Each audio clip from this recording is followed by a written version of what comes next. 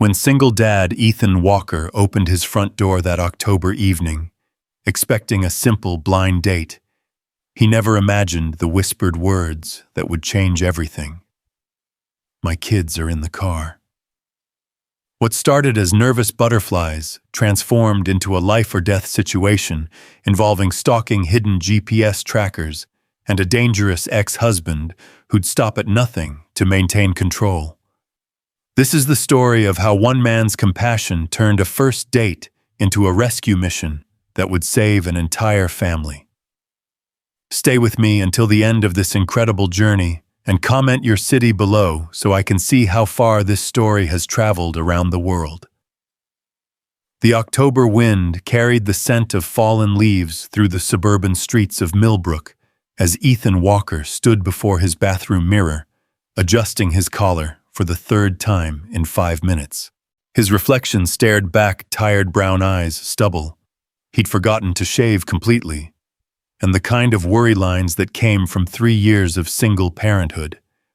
At 34, dating felt like learning a foreign language he'd once been fluent in. "Dad, you look weird," came a voice from the doorway. Ethan turned to see his 8-year-old son Marcus leaning against the frame, chocolate smeared across his cheek from the ice cream Ethan had bribed him with earlier. The boy's sandy hair stuck up at odd angles, defying the laws of physics and parental authority alike. "Thanks for the confidence boost, buddy," Ethan said, ruffling his son's hair. "Remember, Mrs. Patterson will be here any minute to watch you. Be good, okay?" Marcus rolled his eyes with the dramatic flair only children could master. "I'm always good. You're the one going on a date with a stranger from the internet." "It's not the internet, it's—" Ethan stopped himself. "How did you explain workplace matchmaking to an 8-year-old? Sarah from accounting set this up. Hannah seems really nice."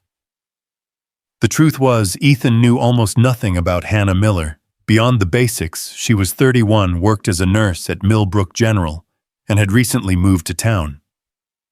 Sarah had been annoyingly persistent about the setup, insisting they were perfect for each other, with the confidence of someone who'd never experienced the awkwardness of a first date in their life. The doorbell rang, and Ethan's stomach performed an Olympic-level gymnastics routine. Mrs. Patterson's arrival meant there was no backing out now. The elderly woman bustled in with her usual efficiency, armed with crossword puzzles and an endless supply of patience for Marcus's energy. "Have a wonderful time, dear," she said, settling into the living room chair she'd claimed as her own during previous babysitting sessions. "Don't rush back on my account." Ethan checked his watch, 6:47 p.m. Hannah was due to arrive at 7, and punctuality had always been one of his anxious tendencies.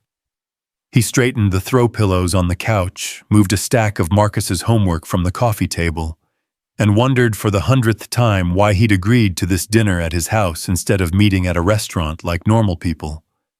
The plan was simple. Hannah would pick him up, they'd drive to Romano's downtown, share some pasta and conversation, and he'd either have a nice evening or a good story to tell Marcus about why Daddy was staying single forever. Simple, controlled, safe. At exactly 7 o'clock, headlights swept across his front window. Ethan's heart rate spiked as he watched a silver Honda Civic pull into his driveway. Through the passenger window, he caught a glimpse of blonde hair and what looked like a warm smile. So far, so good. He opened the door before she could knock, not wanting to seem too eager, but also not wanting to keep her waiting. The woman standing on his porch was undeniably beautiful, shoulder-length blonde hair framing delicate features, bright blue eyes that seemed to hold secrets, and a nervous energy that mirrored his own. "Ethan?" she asked, though her voice carried an odd tension. "That's me," he replied, managing what he hoped was a charming smile. "You must be Hannah. You look lovely." She did look lovely, but there was something else, a tightness around her eyes, the way she kept glancing over her shoulder toward the street. Before he could analyze it further, she stepped closer and spoke in a whisper so quiet He almost missed it. "My kids are in the car." The words hit Ethan like a physical blow. His smile faltered as confusion washed over him. Sarah hadn't mentioned children. Hannah hadn't mentioned children. And why were they in the car? Why was she whispering, "I'm sorry, what?" he asked, certain he'd misheard. Hannah's eyes darted to the street again before meeting his. "My kids, Emma and Jake, they're in my car. I couldn't find a babysitter and I almost canceled, but..." She paused, her voice dropping even lower. "I really needed to get out tonight. I know this is weird. I know this ruins everything, but..." Hey, slow down," Ethan said, his natural instinct to comfort overriding his confusion. He could see genuine distress in her eyes, now something deeper than embarrassment about bringing children to a date. "It's okay. Kids are great. I have one myself." Relief flooded her features so quickly, it was almost startling. "Really? You're not angry? Why would I be angry?" Ethan stepped aside, gesturing toward his house. "Why don't you bring them in? We can order pizza, make it a family evening. Marcus would probably love the company." Hannah's eyes filled with tears so suddenly that Ethan felt his chest tighten. She looked toward the car, then back at him as if weighing some impossible decision. "Are you sure I don't want to impose? This isn't how dates are supposed to go." "Forget how they're supposed to go," Ethan said, and he meant it. Something was wrong here, something beyond an awkward childcare situation. Every parental instinct he possessed was screaming that this woman needed help, not judgment. "Let's just focus on having a good evening. All of us." Hannah nodded, wiping her eyes quickly. "I'll get them. They're probably wondering what's taking so long." As she walked toward the car, Ethan noticed how she moved, constantly checking her surroundings, shoulders tense with hypervigilance. He'd seen that posture before during his brief stint as a social worker after college. It was the walk of someone who'd learned to expect danger. The car doors opened and two children emerged. Emma appeared to be about 10, with her mother's blonde hair pulled back in a ponytail and clothes that looked hastily thrown together. Jake was younger, maybe 6, clutching a stuffed dinosaur and staying close to his sister's side. Both children moved with the same careful awareness as their mother. "Emma, Jake, this is Ethan," Hannah said, her voice artificially bright. "He's very nice, and he has a little boy named Marcus who lives here." Emma studied Ethan with the serious expression of a child forced to grow up too quickly. "Is Marcus our age?" "He's 8. Ethan replied, crouching down to Emma's eye level. "Right between you two. He's inside with Mrs. Patterson, who makes the best chocolate chip cookies in the world." Jake's grip on his dinosaur loosened slightly.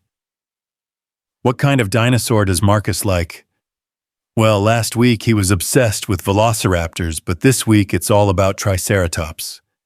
He changes his mind a lot." "I like triceratops too," Jake whispered, the first genuine smile Ethan had seen from any of them. "Perfect. Come on, let's go meet him." And as they walked toward the house, Ethan caught Hannah's arm gently. "Everything okay? You seem nervous," she finished quickly. "First date jitters, and bringing kids along makes everything more complicated." It wasn't just nervousness, but Ethan didn't push. Whatever was happening, Hannah and her children needed somewhere safe to be tonight, and his house could provide that much at least. Mrs. Patterson took the arrival of 3 additional people in stride, gathering her things with practiced efficiency. "I'll head home then, unless you need me to stay." "We've got it covered," Ethan assured her. "Thanks for coming on short notice." After she left, the house felt simultaneously too small and too quiet. Marcus emerged from his room like a curious cat drawn by the sound of new voices. The introduction between the children was a masterclass in childhood diplomacy, cautious, circling, careful evaluation, And finally, Jake's dinosaur, serving as the perfect icebreaker. "Want to see my room?" Marcus asked, after determining that Jake's knowledge of prehistoric creatures was acceptable. "I have a whole collection of fossils." Emma looked to her mother for permission, another small sign that these children had learned to be careful about everything. Hannah nodded, and soon all three kids were thundering up the stairs, their laughter echoing through the house. For the first time since opening his door, Ethan and Hannah were alone. "I'm sorry," she said immediately. "This is not how I planned tonight to go. Sarah probably told you I was normal." "Sarah told me very little, actually," Ethan replied, settling onto the couch and gesturing for her to join him. "And for what it's worth, normal is overrated. Can I get you something to drink? Coffee, wine, juice box?" Hannah's laugh was genuine this time, and Ethan felt something in his chest relax. "Coffee sounds perfect. It's been a long day." As he moved to the kitchen, Ethan found himself stealing glances at Hannah. She'd shed her coat, revealing a simple blue sweater that brought out her eyes, but she still carried that tension in her shoulders. She was beautiful in an understated way, but it was her obvious love for her children that really caught his attention. The way she'd positioned herself where she could hear them upstairs, how she'd relaxed only after ensuring they were happy and safe. "So," he said, returning with 2 mugs of coffee. "Tell me about Emma and Jake. They seem like great kids." Hannah's face lit up in a way that transformed her completely. "They are.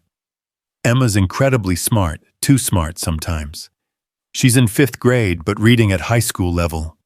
And Jake, he's my sensitive one. He sees everything, feels everything deeply." "How long have you been in Millbrook?" The light in her eyes dimmed slightly. "About 6 months. We moved here from Denver." "Big change. What brought you here?" Hannah took a long sip of coffee, and Ethan got the distinct impression she was buying time to formulate an answer.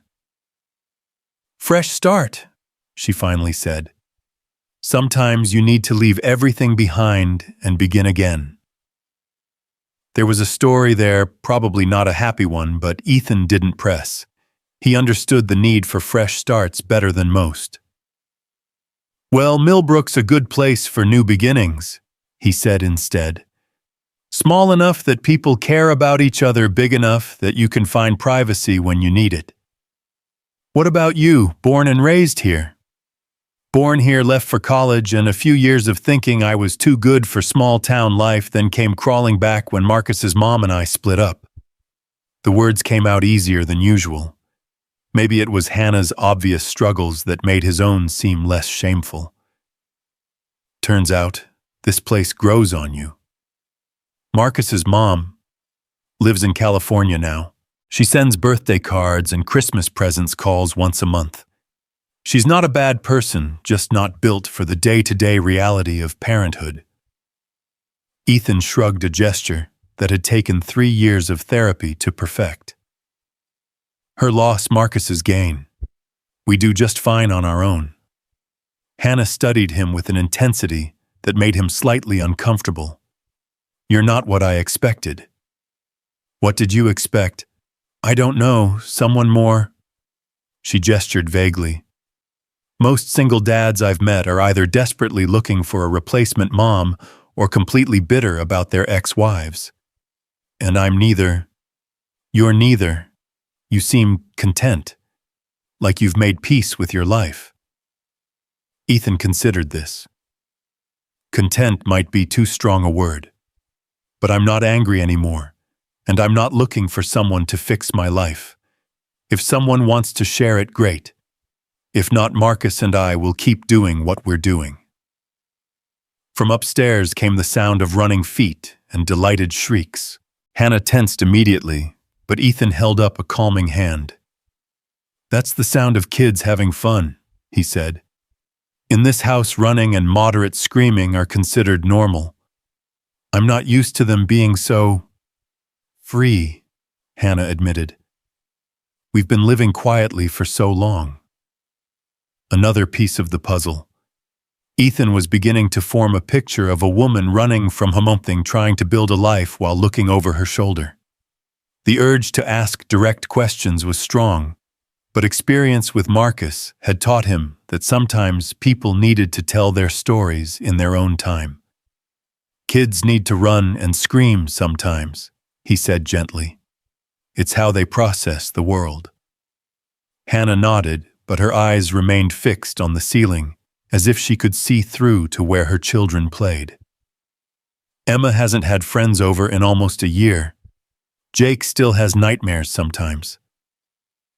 The admission hung between them heavy with implication. Ethan felt his protective instincts sharpen. Whatever had driven Hannah and her children to Millbrook, it had left scars. Nightmares about what? He asked softly.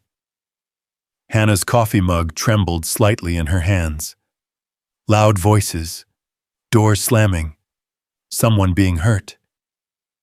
The pieces clicked together with sickening clarity. Domestic violence. That's why Hannah moved with hypervigilance, why she whispered about her children being in the car, why the kids seemed simultaneously starved for normalcy and wary of it.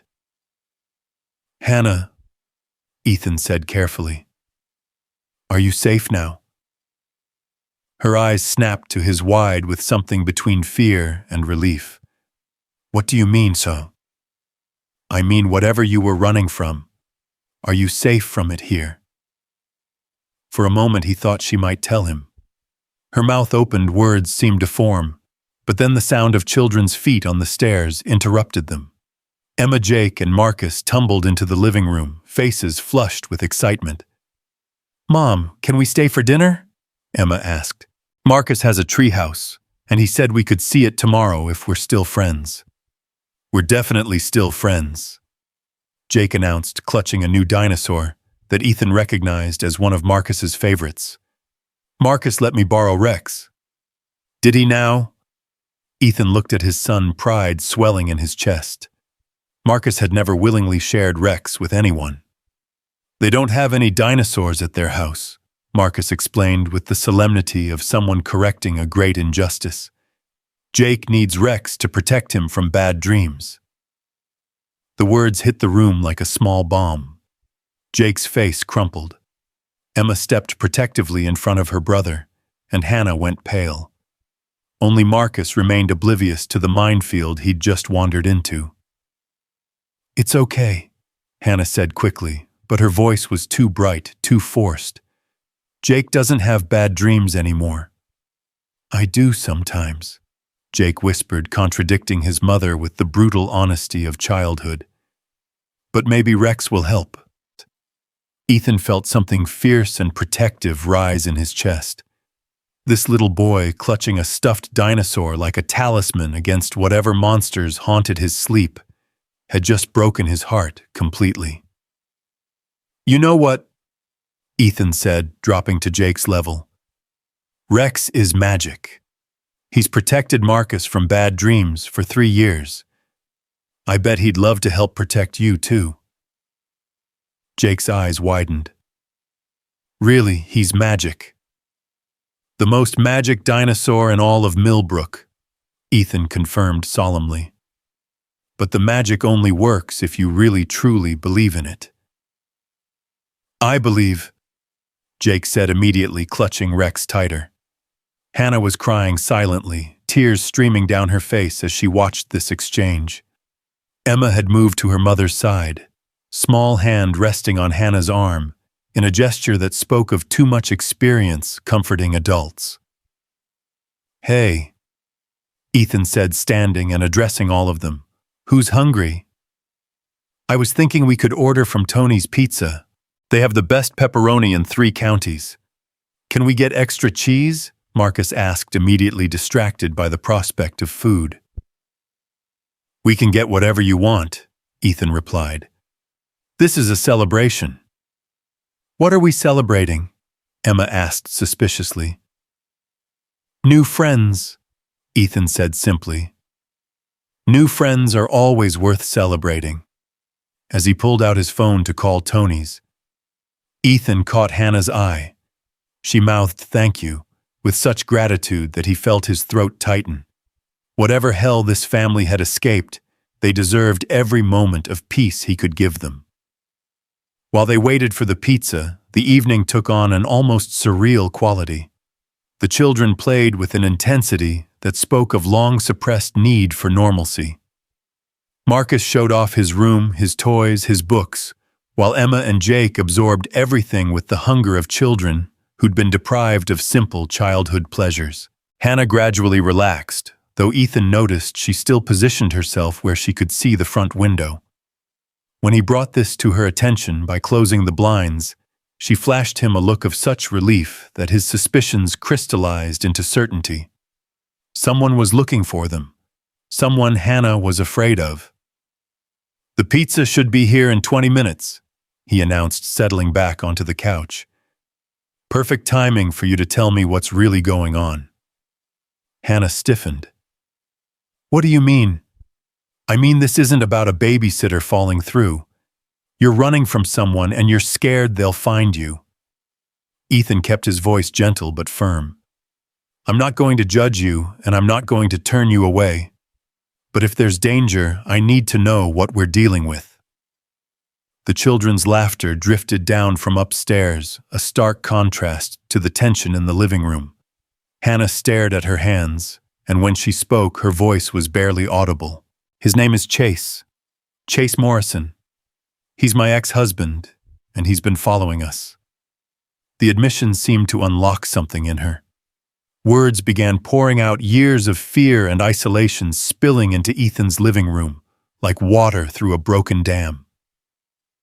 "It started small. Checking my phone, questioning where I'd been, who I'd talked to. Then it escalated. He needed to know everything, control everything. I couldn't work certain shifts because he didn't like my coworkers. I couldn't see friends because they were bad influences. I couldn't even choose what to make for dinner without his approval." Ethan listened without interrupting, his hands clenched in his lap to keep from reaching for her. The final straw was when he started targeting the kids. Emma came home from school upset about something, and when Chase demanded to know what was wrong, she couldn't explain it in a way that satisfied him. He made her stand in the corner for 2 hours writing, "I will communicate clearly," over and over until her hand cramped. "Jesus," Ethan breathed. "That night I started planning our escape. It took me 4 months to save enough money, find a job here, arrange everything. We left while he was at work, I thought." Her voice broke. "I thought we'd finally made it. But he found you." Hannah nodded, wiping her eyes. 3 weeks ago, I started seeing his car. Always at a distance, never close enough to be sure, but I know his license plate. I know the way he sits behind the wheel. Then yesterday, Emma said a man at her school asked the secretary questions about her. The description matched Chase perfectly. The pizza arrived, then interrupting their conversation, but not breaking the spell of trust Hannah had woven. As they gathered around Ethan's dining table, he watched the children's faces, seeing them with new eyes. Emma's premature maturity, Jake's careful way of checking his mother's reactions before expressing joy, these weren't just personality traits. They were survival mechanisms. "So what's the plan?" Ethan asked quietly, while the children debated the merits of different pizza toppings. "I don't know," Hannah admitted. "I've been thinking about running again, but Emma just started to make friends, and Jake loves his teacher. I don't want to keep uprooting them, but I don't know how to make it stop." "Have you contacted the police?" "I tried. Back in Denver, I filed reports, got a restraining order. Chase is smart. He's a financial advisor, well-respected in the community. He never left physical evidence, never made direct threats. To the police, he looked like a concerned ex-husband trying to locate his children. What about here? Local law enforcement might be more responsive." Hannah laughed bitterly. "With what evidence? I've seen his car, but I can't prove it. A man asked questions at Emma's school. but the secretary didn't get his name. On paper, I look like a paranoid ex-wife keeping a father from his children. Ethan felt anger building in his chest, but he forced himself to remain calm. Getting emotional wouldn't help Hannah or her children. What they needed was a plan. "Okay," he said finally. "We need to think about this strategically. If Chase is here, if he's watching, then running again just postpones the problem. You need to force his hand, make him do something that gives you real evidence." "That sounds dangerous." "Everything about this situation is dangerous," Ethan pointed out.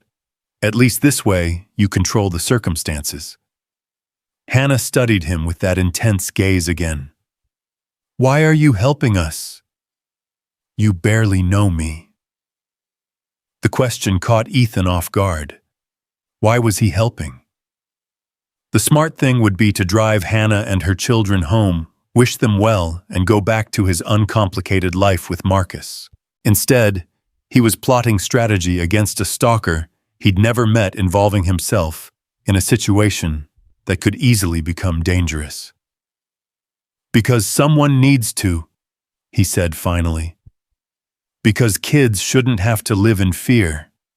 Because you deserve better than spending your life looking over your shoulder."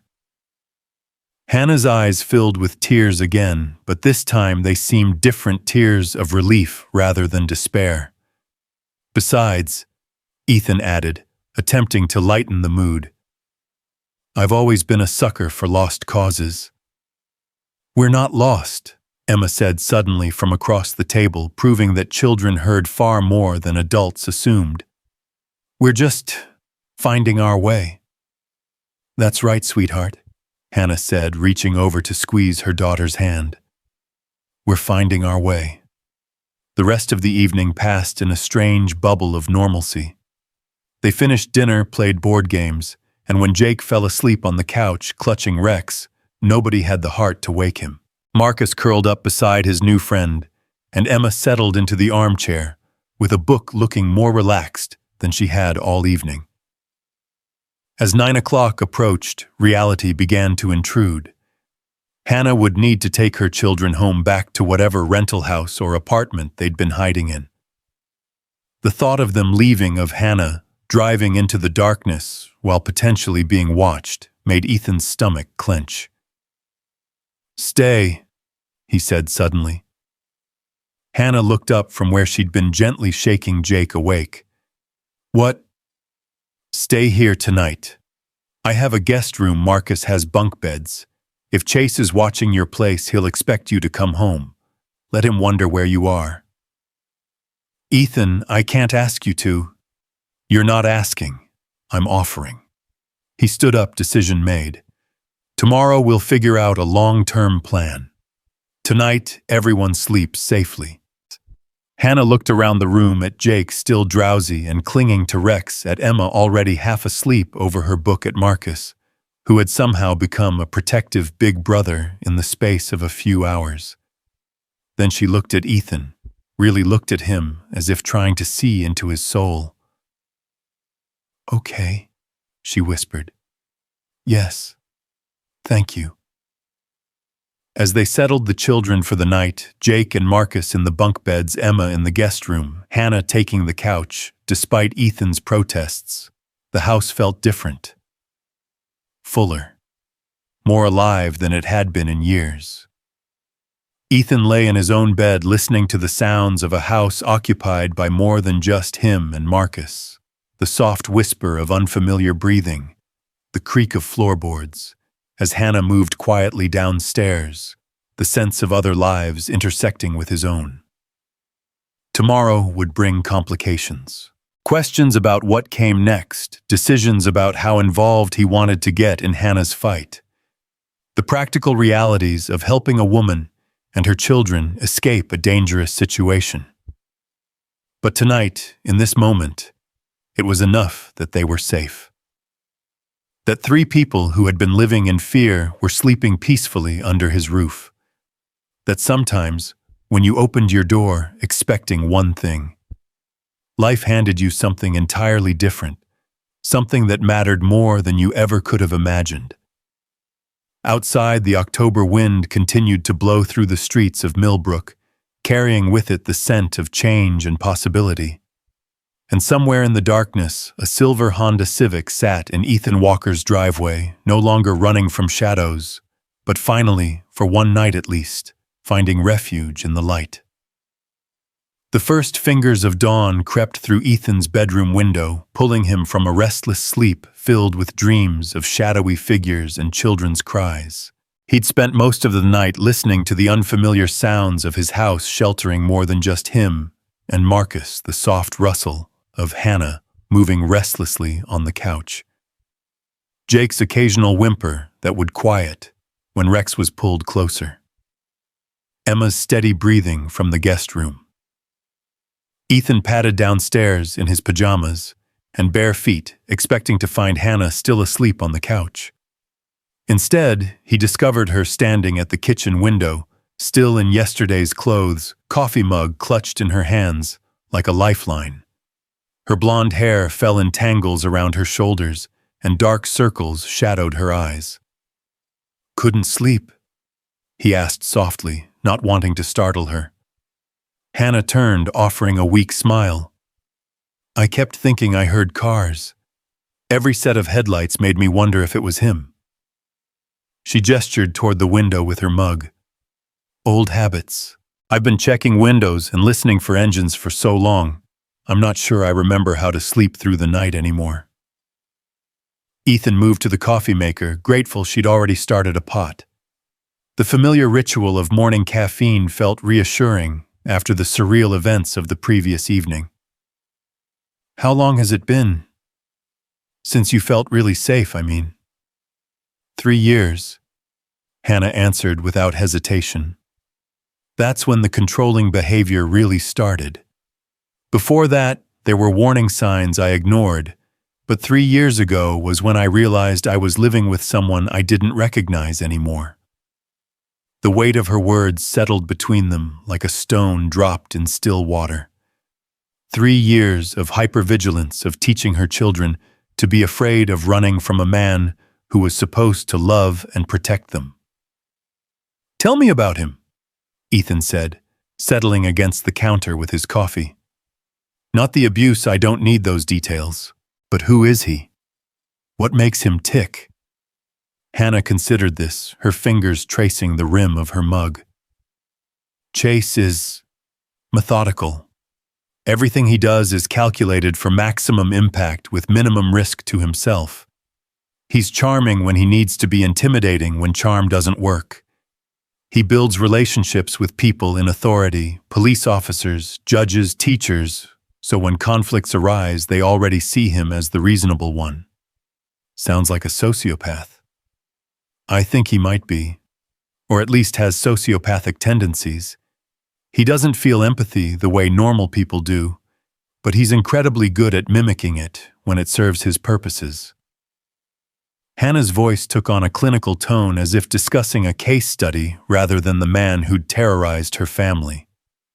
"He genuinely believes he's entitled to control us. In his mind, we're his property, and our escape was theft." The sound of small feet on stairs interrupted their conversation. Jake appeared in the kitchen doorway, Rex clutched tightly in his arms, hair sticking up at impossible angles. "Mom," he said, voice thick with sleep and uncertainty. "Are we going home today?" Hannah's face transformed as she crouched to Jake's level, all traces of fear replaced by maternal warmth. "Good morning, sweetheart. We're going to figure out what comes next, okay? But first, how about some breakfast?" "Can I have pancakes?" Marcus said. "Ethan makes really good pancakes." Ethan laughed, despite the gravity of their situation.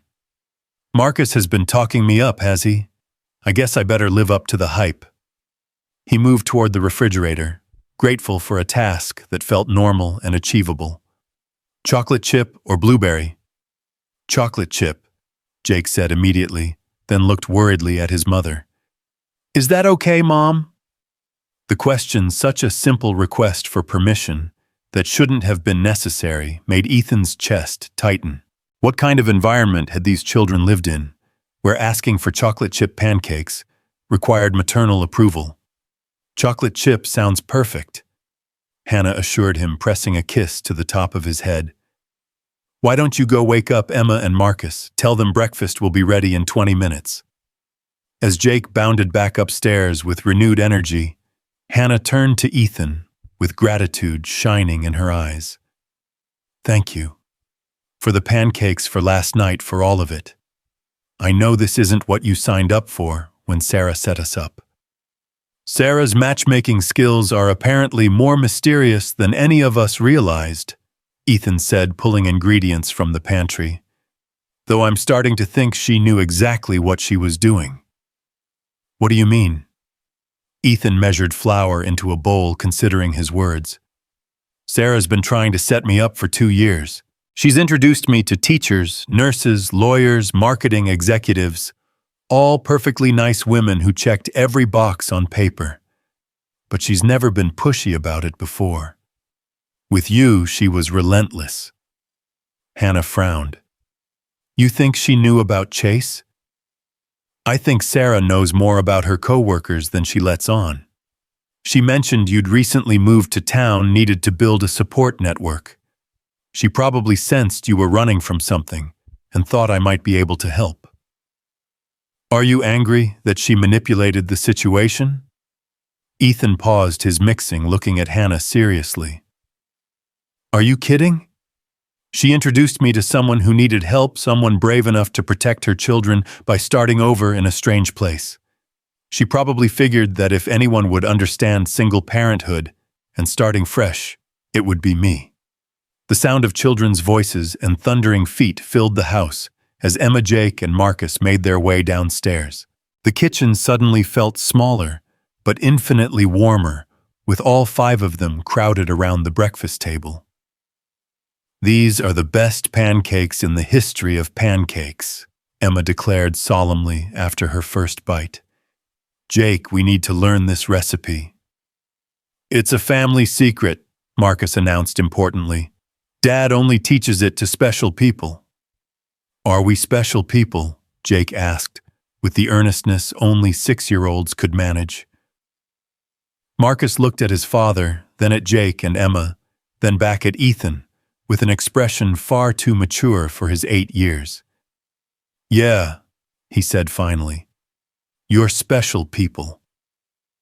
Ethan felt his throat tighten again. In less than 24 hours, his son had gone, kuman. From an only child to a protective big brother, opening his heart and home to 2 children who desperately needed both. After breakfast, while the children played in the backyard under Marcus's supervision, Hannah and Ethan sat at the kitchen table with fresh coffee and the weight of decisions that couldn't be postponed any longer. I've been thinking about what you said last night, Hannah began. About forcing Chase's hand. What did you have in mind? Ethan had spent the sleepless hours before dawn turning possibilities over in his mind. We need evidence. Real concrete proof that he's stalking you. The kind that even a charming financial advisor can't explain away. How do we get that without putting the kids at risk? We set a trap. Something that looks natural but actually documents his behavior. Ethan leaned forward, warming to his plan. You go about your normal routine work, grocery shopping, school pickup. But we add surveillance. Hidden cameras, maybe a GPS tracker on your car to see if he's following specific routes. Hannah shook her head. GPS trackers are expensive, and I wouldn't know how to set up surveillance equipment. I would. The simple statement hung between them, loaded with implication. Hannah stared at him, searching his face for something, doubt perhaps, or signs that he was making promises he couldn't keep. Ethan, this is serious. If Chase realizes what we're doing, then we make sure he doesn't realize it. Hannah, I'm not some naive guy playing hero. I did 2 years of social work after college, mostly with domestic violence cases. I've seen what men like Chase are capable of, and I've also seen how to stop them. What made you leave social work? Ethan was quiet for a moment, memories surfacing that he rarely allowed himself to examine. Burnout. Too many cases where the system failed, where women went back to their abusers because they had no other choice, where children got hurt, because we couldn't prove what everyone knew was happening. He met her eyes directly. But this is different. This is personal now. Through the kitchen window they could see the children building an elaborate fort out of fallen leaves and patio furniture. Emma was directing the construction with architectural precision, while Jake and Marcus provided labor and enthusiasm. The scene was so perfectly normal, so beautifully innocent, that it only strengthened Ethan's resolve. "Okay," Hannah said finally. "What's the plan?" "First, we establish patterns. You've been avoiding certain places, changing routes, staying unpredictable to throw him off. Starting today, we create a routine. Same time to work, same grocery store, same route to pick up the kids from school. That feels like painting a target on my back." "It is in a way, but it's a controlled target. We'll have cameras positioned at key locations and I'll be close by. If Chase is really following you, a predictable routine will force him to expose himself." Hannah wrapped her arms around herself, unconsciously seeking comfort. "And if he does more than just follow? What if he approaches me or tries something with the kids? Then we call 911 immediately.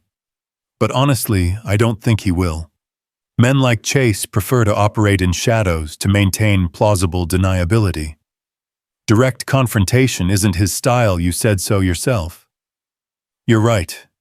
He's more likely to try psychological warfare. Flowers at work with notes about how much he misses us. Gifts for the children left where I'll find them. Things that look romantic or parental to outsiders but feel threatening when you know the context." Ethan nodded grimly. "Perfect. Those kinds of gestures are exactly what we need on camera. The more evidence we collect, the stronger our case becomes." A crash from the backyard sent both adults rushing to the window, but it was only the leaf fort collapsing under the weight of too much architectural ambition. The children's laughter echoed across the yard as they began rebuilding with even grander plans. "They look happy." Hannah observed a note of wonder in her voice. "When's the last time you saw them play like that?" "I can't remember. We've been so focused on staying invisible, staying safe. I forgot that children need more than just physical security, they need joy." Ethan watched Marcus explaining the finer points of fort construction to his new friends and felt a fierce protectiveness that had nothing to do with obligation or charity. Somewhere in the space of 18 hours, these three people had become important to him in a way that defied logic. "Hannah, I need to ask you something, and I want you to be completely honest." She turned from the window, tension immediately creeping back into her shoulders. "What? Are you planning to run again? If this doesn't work, if we can't get enough evidence to stop Chase, will you take the kids and disappear?" The question clearly caught her off guard. She opened her mouth to answer, then closed it, considering her words carefully. 6 months ago, the answer would have been yes without hesitation, she said finally.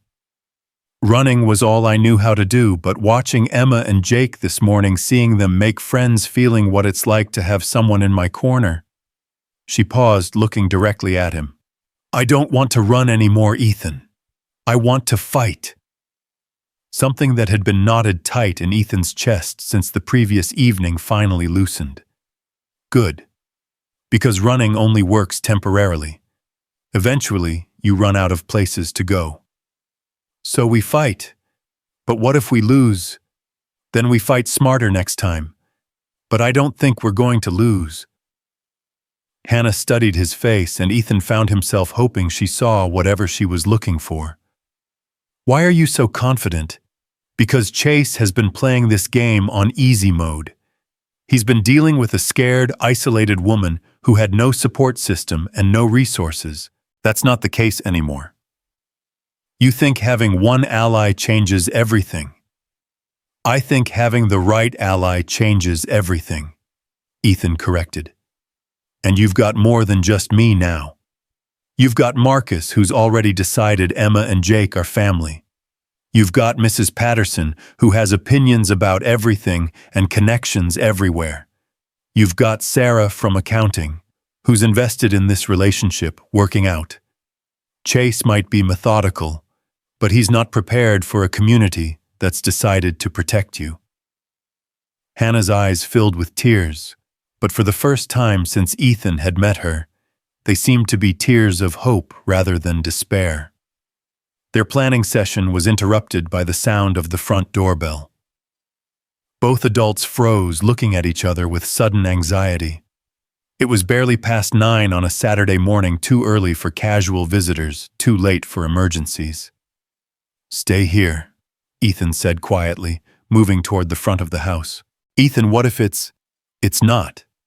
Chase doesn't know where you are, remember. It's probably just a neighbor or a delivery." But as Ethan approached the front door, he could see through the side window that it wasn't a neighbor or delivery person.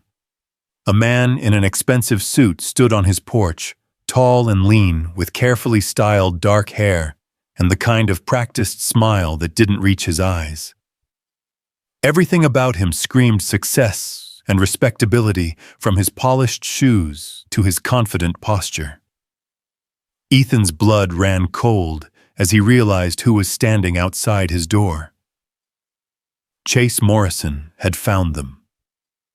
The man raised his hand to ring the bell again, and Ethan could see a wedding ring glinting in the morning sunlight, a ring he apparently still wore despite being divorced. The gesture felt both possessive and manipulative, a visual reminder to anyone who saw him that he was a family man, a husband concerned about his loved ones. Ethan's mind raced through possibilities. How had Chase tracked them here? Had he been watching the house all night? Did he know Hannah and the children were inside, or was this a fishing expedition?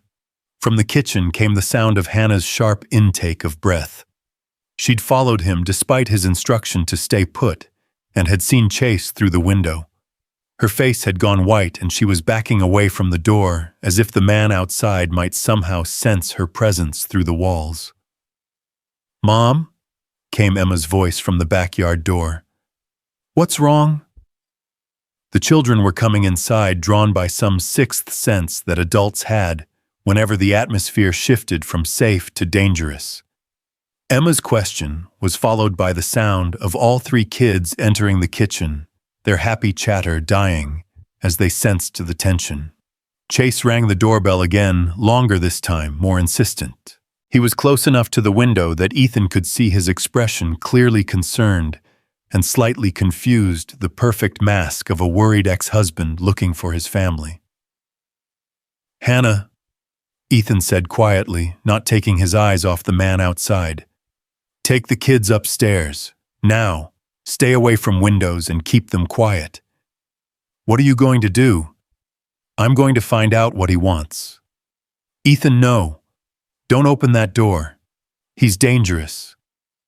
He's dangerous to you and the children. Right now, I'm just a stranger who might or might not know where you are." Ethan turned to look at her, trying to project more confidence than he felt.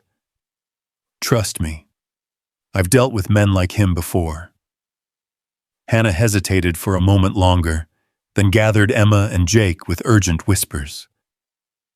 Marcus looked confused, but followed his new friends upstairs without question, and soon the house was quiet, except for the sound of Ethan's heartbeat and Chase's continued assault on the doorbell. Ethan took a deep breath, composed his features into an expression of mild annoyance, and opened the door. "Can I help you?" he asked, making his tone slightly impatient, as if he'd been interrupted during something important. Chase's smile was immediately warm and apologetic, a masterclass in instant charm. "I'm so sorry to bother you this early on a Saturday morning. I'm Chase Morrison, and I'm looking for my ex-wife and children.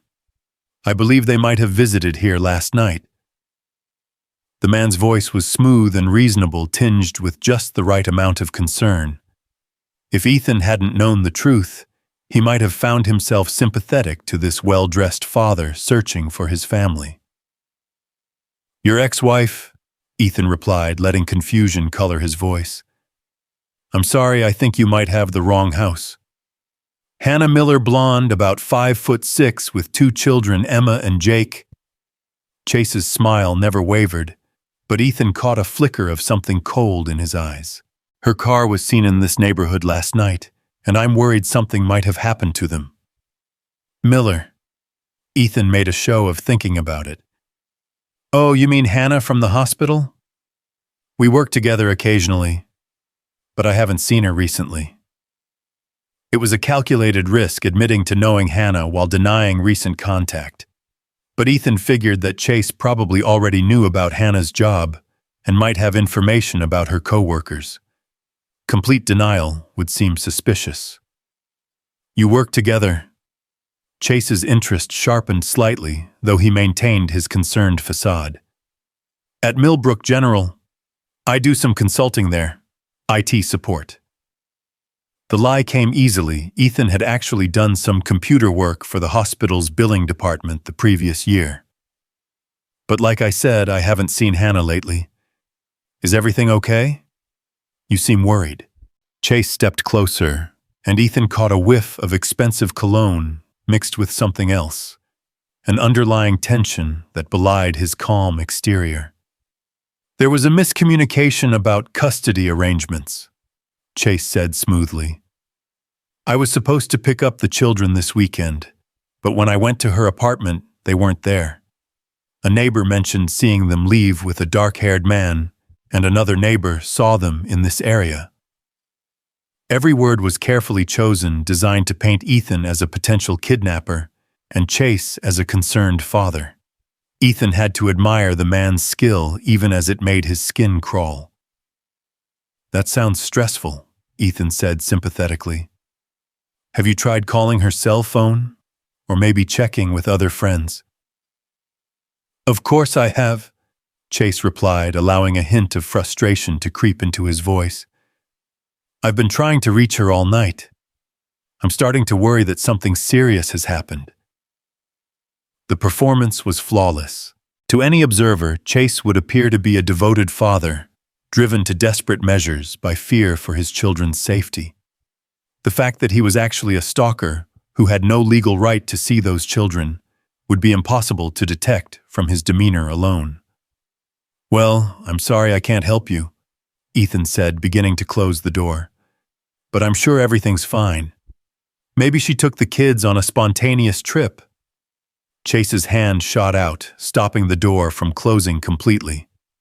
The movement was quick and aggressive, a crack in his careful composure. "Actually," he said, and now his smile had a sharper edge, "I noticed there's a Honda Civic in your driveway. Silver Honda Civic with Colorado plates. That's Hannah's car." Ethan's pulse spiked, but he forced himself to remain calm. "Is it? I hadn't noticed the plates. My neighbors park in my driveway sometimes when they have guests over. The Johnsons next door are having some kind of family gathering." "The Johnsons," Chase repeated, his eyes scanning Ethan's face for signs of deception. "Nice people. Been here longer than I have." Ethan gestured vaguely toward the house next door, which did indeed show signs of activity, multiple cars in the driveway, the sound of voices in the backyard. "You could ask them about the car if you're really concerned." For a moment, Chase seemed to consider this. Ethan could practically see the calculations, happenings behind his eyes, weighing the risk of approaching strangers against the potential reward of finding Hannah and the children. "You know what?"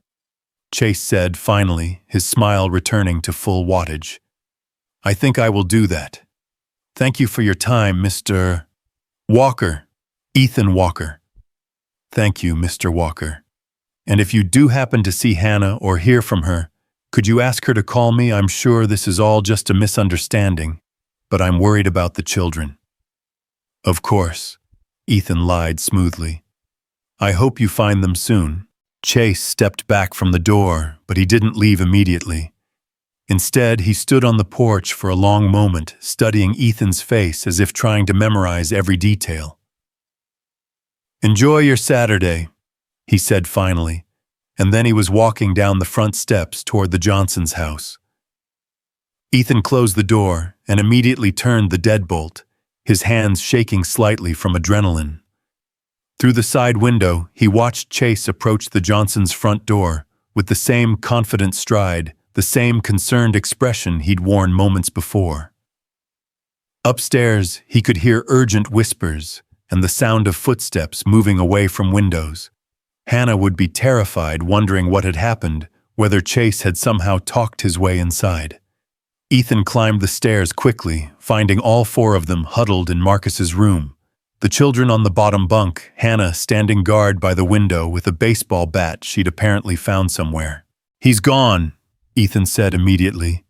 "He's talking to the Johnsons now, but he doesn't know you're here." Hannah's legs seemed to give out with relief, and she sat heavily on Marcus's desk chair. "What did he say? What did you tell him?" "He said he was looking for his ex-wife and children because of a custody mix-up. I told him I knew you from work, but hadn't seen you recently. He noticed your car in the driveway, but I convinced him it belonged to my neighbor's guests." "Did he believe you?" Ethan considered this. "I think so. He's good, really good at reading people, but I used to deal with manipulative clients all the time in social work. The key is mixing truth with lies so you don't have to remember everything you've said." Emma had been listening with the intense concentration of a child trying to understand adult dangers. "Was that him?" she asked quietly. "Was that our dad?" The word dad seemed to stick in her throat, and Ethan realized that whatever relationship these children had once had with Chase, it had been thoroughly destroyed by his behavior. "Yes, sweetheart," Hannah said gently. "That was Chase." "He sounded nice," Jake observed with the brutal honesty of childhood. "He didn't sound scary. That's what makes him dangerous," Emma said, wise beyond her years. "He's good at pretending to be nice when other people are watching." Hannah's face crumpled at her daughter's words. What kind of education had these children received about their own father? What kinds of conversations had they been forced to have about the difference between public personas and private realities? "Well, he's gone now," Marcus announced with the confidence of someone who'd never had reason to doubt that adults could protect him. "And if he comes back, my dad will handle it." Ethan felt the weight of that faith, the responsibility of protecting not just his own child, but all of them. Through the window he could see Chase gesticulating animatedly, with Mrs. Johnson playing his role of concerned father to perfection. "Hannah," Ethan said carefully, "we need to talk about next steps. Chase finding us here changes things." "I know." Her voice was steady, but her hands trembled as she set down the baseball bat. "He'll be watching this house now. Even if he believes your story today, he'll want to verify it. Which means we need to be smarter, and we need to move faster than we planned." Outside, Chase was shaking hands with Mr. Johnson, apparently satisfied with whatever explanation he'd received about the silver Honda Civic. But instead of leaving, he walked to his own car, a black BMW parked across the street, and stood beside it for several minutes, openly studying Ethan's house. The message was clear. "I know you're in there, and I'm not going anywhere." Hannah joined Ethan at the window, her face pale as she watched her ex-husband's blatant surveillance. "He's not even trying to hide it anymore," she whispered. "That's not like him. Chase is usually more subtle. Maybe he's getting desperate. How long has it been since you left Denver?" 8 months. Long enough for him to realize that we're not coming back, that this isn't some temporary rebellion he can wait out. Ethan watched Chase lean against his BMW with the casual confidence of someone who had all the time in the world. Or maybe he's figured out that subtle isn't working, so he's escalating to direct intimidation, which makes him more dangerous, or more likely to make mistakes. Ethan countered. Hannah, this might actually be good news. If Chase is abandoning his careful approach, if he's getting reckless, then he's more likely to do something we can use as evidence. Hannah turned from the window, her blue eyes fierce with determination. Then let's give him the opportunity. The determination in Hannah's voice sent a chill of both fear and admiration through Ethan. This was the woman who had orchestrated an escape across state lines, who had rebuilt her life from nothing while protecting 2 children. Chase might have found them, but he had also awakened something fierce in Hannah that had been dormant too long. What did you have in mind? Ethan asked, though he suspected he already knew. We stop hiding. We make ourselves visible, predictable, just like you suggested, but we do it smart. Hannah moved away from the window, her movements sharp and purposeful. If Chase wants to watch us, we'll give him something worth watching. From across the street, Chase continued his surveillance, no longer bothering with the pretense of subtlety. His BMW gleamed in the morning sunlight, like a predator marking territory, and Ethan could see him talking on his cell phone, probably reporting their location to someone or arranging for backup surveillance. Kids, Ethan said, turning to the 3 children who had been following the adult conversation with varying degrees of comprehension. How would you like to go on an adventure today? Marcus perked up immediately. What kind of adventure? The kind where we help Emma and Jake's mom solve a very important puzzle. Ethan crouched to their level, choosing his words carefully. But it means we all have to be very brave and very smart. Emma studied his face with those 2 serious eyes. It's about him, isn't it? About Chase? The casual use of her father's first name struck Ethan like a physical blow. These children didn't even call him Dad anymore. That relationship had been so thoroughly destroyed that he'd become simply Chase, a threat to be managed rather than a parent to be loved.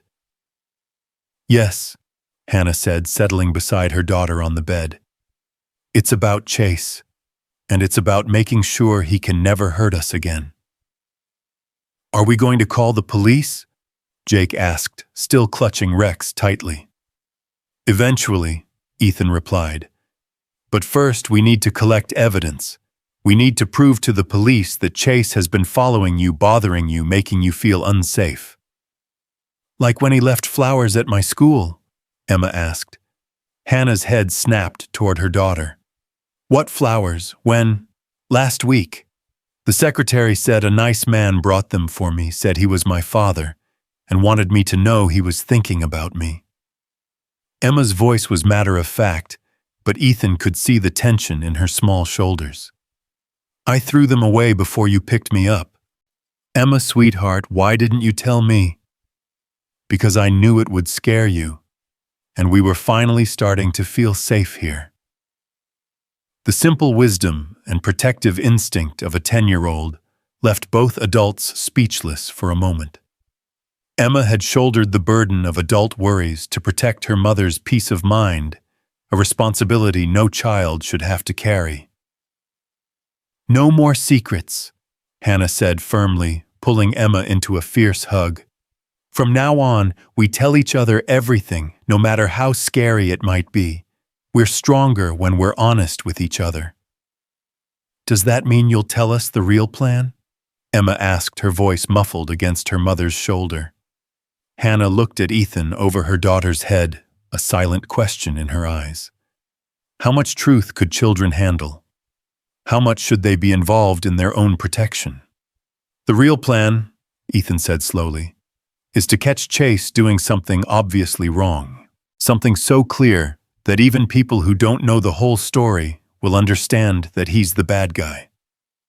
Like following us? Jake asked. Exactly like following us. But we need it on camera, and we need witnesses who can testify that his behavior was threatening. Marcus, who had been unusually quiet, suddenly spoke up. My dad's really good with cameras. He helped the police catch the guy who was stealing packages from our neighbor's porch. Ethan smiled at his son's faith in his abilities. The package thief had been caught thanks to a simple doorbell camera and Marcus's eagle-eyed observation skills, but apparently the story had grown in the telling. "That's right," Ethan said, "and we're going to use those same skills to help Emma and Jake."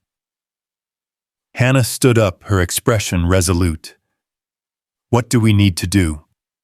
"First, we establish the routine I mentioned yesterday. You go to work Monday, take your normal route, act like everything is business as usual.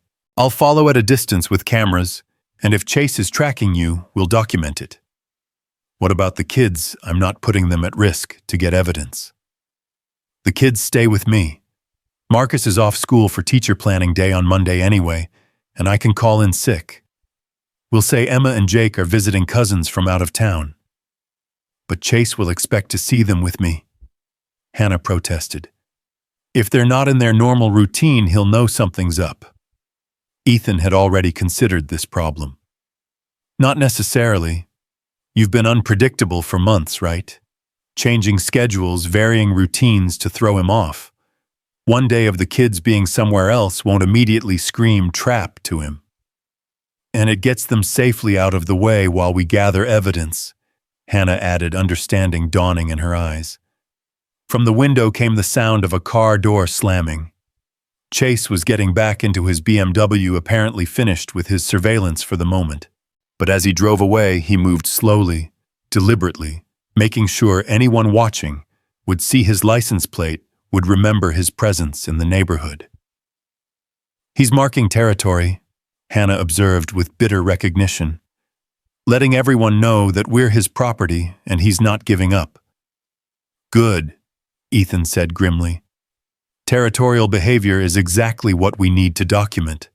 Judges understand property crimes, boundary violations. They might not immediately grasp the psychological aspects of stalking, but they definitely understand someone who won't respect clear boundaries." The rest of Saturday passed in careful planning disguised as normal family activities. They took the children to the park where Ethan discreetly tested camera angles and sight lines while the kids played. They went grocery shopping with Hannah, following her usual routine while Ethan noted potential surveillance points and escape routes. Throughout the day, they spotted Chase's BMW 3 separate times parked near the grocery store, idling at the edge of the park, driving slowly past Ethan's house. Each sighting confirmed what they already knew: Chase had abandoned any pretense of subtlety and committed fully to open intimidation. "He's not even trying to hide anymore," Hannah murmured as they watched the black car cruise past for the second time that evening. "Which means he's confident," Ethan replied. "He thinks he's untouchable, that his word will carry more weight than yours if it comes to a legal battle." "He's probably right. Chase has friends in law enforcement back in Denver, character witnesses who'll testify that he's a devoted father, wrongfully separated from his children. But we're not in Denver anymore. Here he's just another out-of-state stalker with no local connections and a pattern of boundary violations we're about to document thoroughly." Sunday morning brought a new development that changed everything.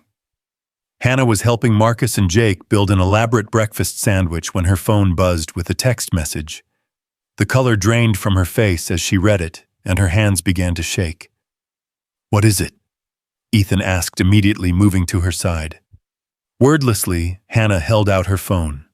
The message was from an unknown number, but the tone was unmistakably Chase's. "Hannah, I know you're reading this. The children need stability, and you need help. I'm staying at the Millbrook Inn until we can work this out. Room 237. We're family, and family doesn't abandon each other. I'll be waiting." The casual possession implicit in the message, the assumption that Hannah would eventually come to him, that resistance was merely temporary, made Ethan's jaw clench with anger. "How did he get your new number?" he asked. "I don't know. I changed it when we moved here, only gave it to work and the kids' schools." Hannah stared at the phone, as if it might bite her. Unless what? Unless he has access to my phone records somehow." Chase is good with technology, and he has friends who work in telecommunications. The implications hit them both simultaneously. If Chase could access Hannah's phone records, he could track her movements, monitor her communications, potentially even listen to her conversations. "Turn it off," Ethan said immediately. "Right now.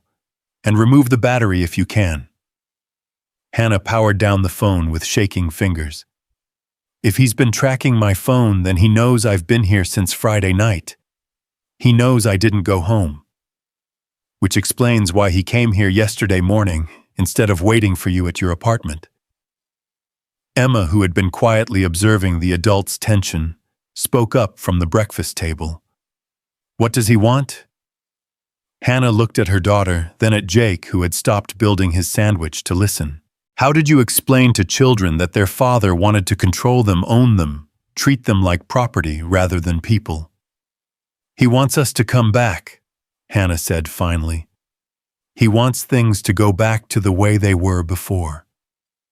"Before he scared us all the time?" Jake asked, with devastating innocence. "Yes, sweetheart, before that." "But we like it here," Emma said firmly. "We like Ethan and Marcus and Mrs. Patterson and not being scared. We're not going back." The simple declaration, delivered with the absolute certainty only children possessed, crystallized something in Hannah's expression. Whatever doubts she might have harbored about fighting instead of running evaporated in the face of her daughter's fierce determination. "No," she said, her voice steady for the first time since reading the text. "We're not going back, ever." Ethan felt something shift in the room's atmosphere, fear transforming into resolve, uncertainty, becoming determination. Chase might have intended his message as intimidation, but instead he'd reminded Hannah and her children exactly what they were fighting to protect. "All right," Ethan said, pulling out his own phone. "Change of plans. We're not waiting until Monday to start collecting evidence." "What do you mean, Chukun?" "I mean, Chase just gave us a gift. He told us exactly where he's staying, and he's expecting you to contact him. That level of confidence suggests he's planning something beyond just waiting in his hotel room." Hannah frowned. "You think he'll escalate? I think he'll get impatient. Men like Chase don't issue ultimatums and then sit quietly waiting for responses. He'll want to apply pressure, force your hand somehow." As if summoned by their conversation, the sound of a car engine drew their attention to the front window. Chase's BMW was back, parked directly across from Ethan's house with no attempt at concealment. Through the windshield, they could see him talking on his phone again, gesturing animatedly. "He's definitely planning something," Hannah said grimly. "Good. Let him plan. While he's focused on psychological manipulation, we'll be building a legal case that will put him away for a long time."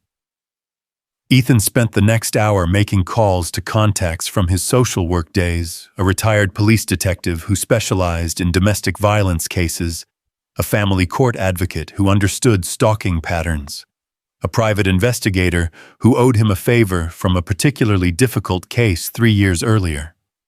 The private investigator, a sharp-eyed woman named Rita Castellanos, arrived at Ethan's house within 2 hours of his call. She was small and unremarkable, the kind of person who could blend into any crowd, but her eyes missed nothing as she assessed the situation. "Standard stalking escalation pattern," she confirmed after reviewing the timeline of Chase's behavior. "He's moved from covert surveillance to overt intimidation. Next step is usually direct confrontation or property violation." "Property violation?" Hannah asked. "Breaking into your apartment, vandalizing your car, leaving items where he knows you'll find them. Things that send a message about his ability to access your personal space whenever he wants." "How do we catch him doing something like that?" Rita smiled grimly. "We give him opportunities and document everything. Hannah, I need you to go home." "Absolutely not," Ethan said immediately. "That's exactly what he wants. It's exactly what he wants, which makes it exactly what we need to give him under controlled circumstances.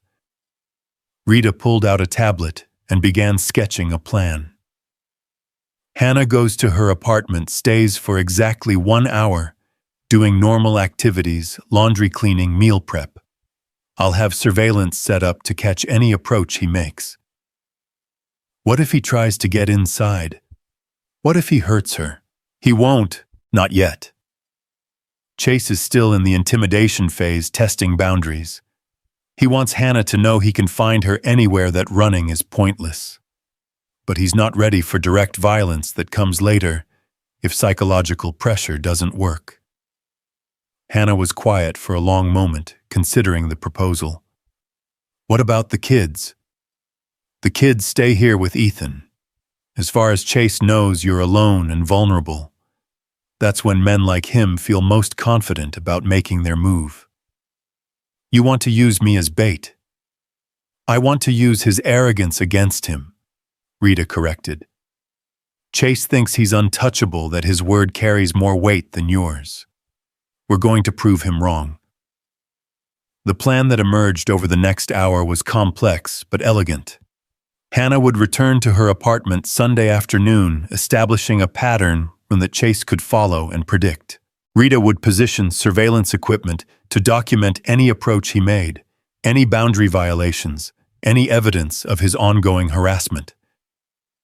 Meanwhile, Ethan would keep the children safe while also serving as backup, close enough to respond if something went wrong, far enough away to avoid compromising the surveillance operation. This feels dangerous, Hannah said as they finalized the details. Everything about this situation is dangerous, Rita replied bluntly. The question is whether you want to control the danger or let it control you. At 3 o'clock Sunday afternoon, Hannah kissed her children goodbye with forced casualness, promising to return within 2 hours. Emma and Jake clung to her with the desperate intensity of children who had learned that separations could become permanent without warning. I'll be back, Hannah promised, kneeling to their level. This time is different. This time we're not running away, we're fighting back. Promise, Jake whispered. Rex clutched tightly in his arms. I promise. And you know what? When I get back, we're going to order Chinese food and watch movies until bedtime, all of us together. The mundane promise of takeout and family time seemed to comfort the children more than any grand declaration about safety or justice. Sometimes, the most powerful assurance was the simple expectation of shared normalcy.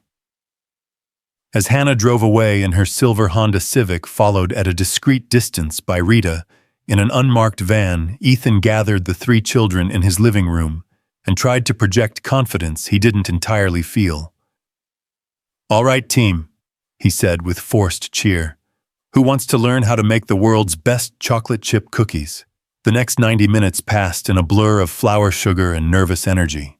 Ethan found himself checking his phone constantly, waiting for updates from Rita or Hannah, while the children threw themselves into cookie making with the desperate enthusiasm of kids trying to distract themselves from adult worries. Marcus, reading the room with the intuitive wisdom of childhood, appointed himself chief entertainer, regaling Emma and Jake with elaborate stories about his school adventures and neighborhood characters. His 8-year-old chatter filled the kitchen with normalcy, providing a soundtrack of innocence against the backdrop of very adult fears. At 4:30, Ethan's phone buzzed with a text from Rita. Subject arrived at apartment complex 20 minutes after target. Positioned in parking lot with clear view of her unit. Recording everything. The message should have been reassuring. Their plan was working. Evidence was being collected. But all Ethan felt was a sick dread in his stomach. Hannah was alone in her apartment, while her stalker ex-husband watched from the parking lot, and every instinct Ethan possessed screamed that something was about to go wrong. Dad, Marcus said, tugging on Ethan's sleeve. The timer went off. The cookies are ready. Ethan blinked, realizing he'd been staring at his phone for several minutes, while 24 chocolate chip cookies turned golden brown in his oven. He pulled them out, quickly, grateful for the simple task that grounded him in the present moment. "Perfect timing," he said, though his voice sounded strained even to his own ears. Emma appeared beside him, studying his face with those perceptive eyes. "She's going to be okay," she said quietly. "Mom's really brave when she needs to be." The fact that a 10-year-old was comforting him about her mother's safety highlighted exactly how upside down this situation had become.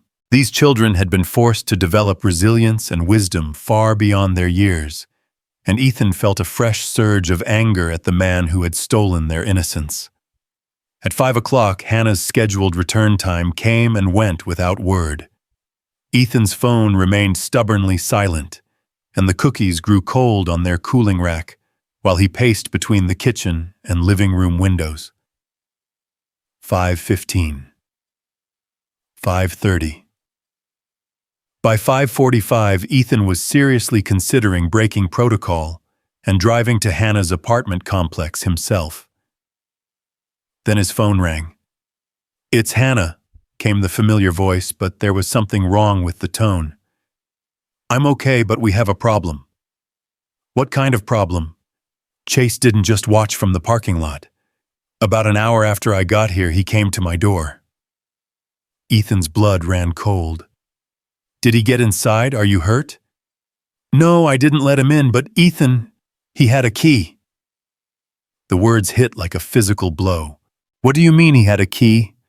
"I mean he unlocked my front door and walked into my living room like he belonged here. If I hadn't put the chain lock on, he would have been inside before I knew he was coming." "Jesus, Hannah. Where is he now?" "Gone. Rita got it all on camera, him using the key, me telling him to leave him standing in my doorway making threats. But Ethan, if he has a key to my apartment, then he's been inside before. Probably multiple times." Ethan felt sick thinking about the implications. "Hannah, get out of there. Now. Don't pack anything. Don't worry about belongings. Just leave." "I'm already in my car. Rita's following me back to your house." "But Ethan, what if he has cameras in there? What if he's been watching us, listening to our conversations?" The possibility had occurred to Ethan, but hearing it vocalized made it real in a way that turned his stomach. How long had Chase been violating Hannah's privacy? What had he seen? What had he heard? What intimate moments had he stolen through hidden surveillance? "We'll deal with that later," Ethan said firmly. "Right now, just focus on getting back here safely." "The kids are fine. They're making cookie crumb sculptures in the kitchen and asking when you will be home for Chinese food." Hannah's laugh was shaky but genuine. "Tell them I'm on my way. And Ethan, thank you for all of this. I know this isn't what you signed up for." "Hannah, stop. You don't need to thank me for doing what's right. I need to thank someone. I've been fighting this alone for so long, I'd forgotten what it felt like to have backup." 20 minutes later, Hannah's Honda Civic pulled into Ethan's driveway, followed by Rita's unmarked van. The children rushed outside before Ethan could stop them, surrounding Hannah with hugs and questions, and the kind of desperate relief that children displayed when adults they loved returned safely from danger. "Did you bring Chinese food?" Jake asked hopefully. "Not yet, sweetheart, but I will. Rita and I need to talk to Ethan first, then we'll order enough food for an army." Rita entered the house with the grim satisfaction of someone whose worst suspicions had been confirmed. She set up her laptop on Ethan's dining room table and pulled up video footage that made all three adults grow quiet with anger. The footage was crystal clear, Chase approaching Hannah's apartment door with confident strides, producing a key from his pocket, unlocking the door as if he had every right to be there. When the chain lock prevented him from entering fully, his expression shifted from confidence to fury in seconds. "Hannah, I know you're in there." His voice came clearly through the recording. "We need to talk." The children need stability, and this game you're playing needs to end. Hannah's voice muffled but audible from inside the apartment. Chase, I'm calling the police. You need to leave now. The police, Hannah. I'm their father. I have a right to know where my children are to make sure they're safe. You have no rights here. We're divorced and you're not supposed to contact me. There was never a restraining order that stuck, was there, just temporary measures that expired months ago. Technically, I'm not breaking any laws. The calculated nature of Chase's response, the way he'd clearly researched the legal loopholes, prepared his justifications, made Rita shake her head grimly. He's done this before, she said. This level of preparation doesn't happen overnight. The video continued with Chase making increasingly explicit threats disguised as concerned observations. He knew Hannah's work schedule, knew which school the children attended, knew details about their daily routines that should have been impossible for him to obtain. How is he getting this information? Ethan asked. Multiple sources, Rita replied. Phone tracking, social media monitoring, possibly human intelligence people he's paying or manipulating to watch and report. People like who? Ex-neighbors, former mutual friends, even strangers he's convinced to keep an eye out for his missing family. Chase has probably spent months building a surveillance network. Hannah sat in stunned silence, absorbing the scope of the violation. He's been watching us since before we left Denver. Probably planning your escape route before you even knew you were going to run, Rita confirmed. Men like Chase don't react to abandonment, they anticipate it and prepare countermeasures. The footage ended with Chase finally leaving Hannah's doorway, but not before delivering a final message that chilled everyone in the room. This doesn't end until you come home, Hannah. All three of you. I'll be waiting at the Millbrook Inn until you come to your senses. Rita closed the laptop with decisive finality. That's everything we need for a restraining order and stalking charges. Clear evidence of harassment, boundary violations, implied threats. No judge is going to look at this footage and see a concerned father. What about the key? Hannah asked. How did he get a key to my apartment? That's a separate crime, breaking and entering, possibly burglary, if we can prove he's taken anything or installed surveillance equipment. But we'll need to search your apartment to document what he's done. I can't go back there, Hannah said immediately. Not knowing he's been inside, that he might have cameras or listening devices. I can't live somewhere he's contaminated. Ethan reached over and took her hand, surprised by how natural the gesture felt. You don't have to go back. You and the kids can stay here as long as you need to. Ethan, I can't ask you to. You're not asking. I'm offering. Hannah, you've been carrying this alone for too long. Let someone else help for a while. Rita looked between them with the knowing expression of someone who'd seen many domestic violence cases reach this crossroads. That's probably the safest option anyway. Chase knows where Hannah lives, but he doesn't know about the relationship between all of you. As far as he's concerned, Ethan is just someone Hannah works with occasionally. But won't he figure it out if Hannah doesn't go back to her apartment, if she doesn't show up at work tomorrow? We want him to figure it out, Rita said with a predatory smile. We want him to get frustrated, to escalate his behavior, to make the kind of mistakes that turn misdemeanor stalking into felony harassment. Right now, we have enough evidence for a restraining order. What we need is enough evidence to put him in prison. The plan that emerged over Chinese takeout and careful conversation was both simple and terrifying. Hannah would essentially disappear from her normal routine, forcing Chase to come looking for her in increasingly desperate and illegal ways. Every attempt he made to find her, every boundary he crossed, every threat he made would be documented and added to the growing case against him. It's psychological warfare, Rita explained. Chase's entire strategy depends on his ability to control the situation, to predict Hannah's responses. When she stops being predictable, when she stops responding to his pressure, he'll get desperate. And desperate people make mistakes, Ethan added, understanding the logic even as it terrified him. Exactly. But it also means you all need to be extremely careful. Desperate people are also dangerous people. As the evening wound down and the children settled in for another night at Ethan's house, Hannah found herself standing at the kitchen window again, looking out at the street where Chase's BMW had been parked just hours earlier. "He's not out there anymore," Ethan said, joining her at the window. "He doesn't need to be. He knows where we are now, knows this house is important to me somehow. He'll be planning his next move. Let him plan. We'll be ready."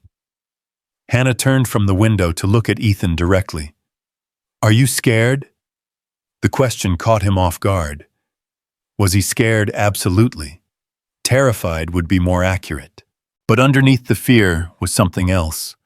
A fierce protectiveness that had nothing to do with obligation and everything to do with the way Emma's hand had found his during a scary part of their movie, the way Jake had fallen asleep clutching Rex and leaning against Ethan's shoulder, the way Hannah had looked at him when she said, "Thank you for doing what's right." "Yes," he said honestly. "I'm scared, but I'm also angry and I'm committed. Chase Morrison has terrorized you and your children for too long. It's time someone stood up to him. Even if it puts you and Marcus at risk." Ethan considered this, thinking about his son sleeping peacefully upstairs, dreaming 8-year-old dreams in a world where he'd never had to fear the adults who were supposed to protect him. "Marcus is already at risk," he said finally. "We all are. Men like Chase don't just hurt their immediate targets, they poison entire communities with fear and violence. The only way to protect Marcus is to stop Chase from hurting anyone else." Hannah nodded slowly, understanding passing between them that went beyond words. They were no longer just protecting her family. They were protecting everyone Chase might victimize in the future. "Okay," she said, her voice steady with new resolve. "Let's finish this." Outside, the October night was quiet and peaceful, giving no hint of the storm that was building. Somewhere across town, Chase Morrison was probably planning his next move, confident in his ability to force Hannah back under his control. He had no idea that his former victim had found allies, that his patterns had been documented, that his escalating behavior was walking him straight into a legal trap that would destroy him completely.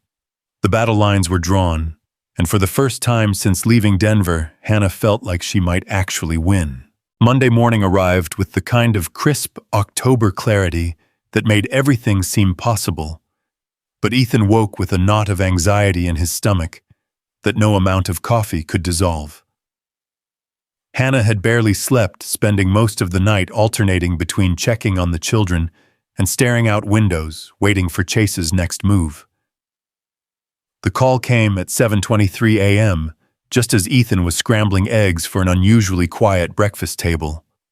Hannah's phone, which they'd turned back on to monitor Chase's communications, buzzed with an incoming call from the Millbrook Inn.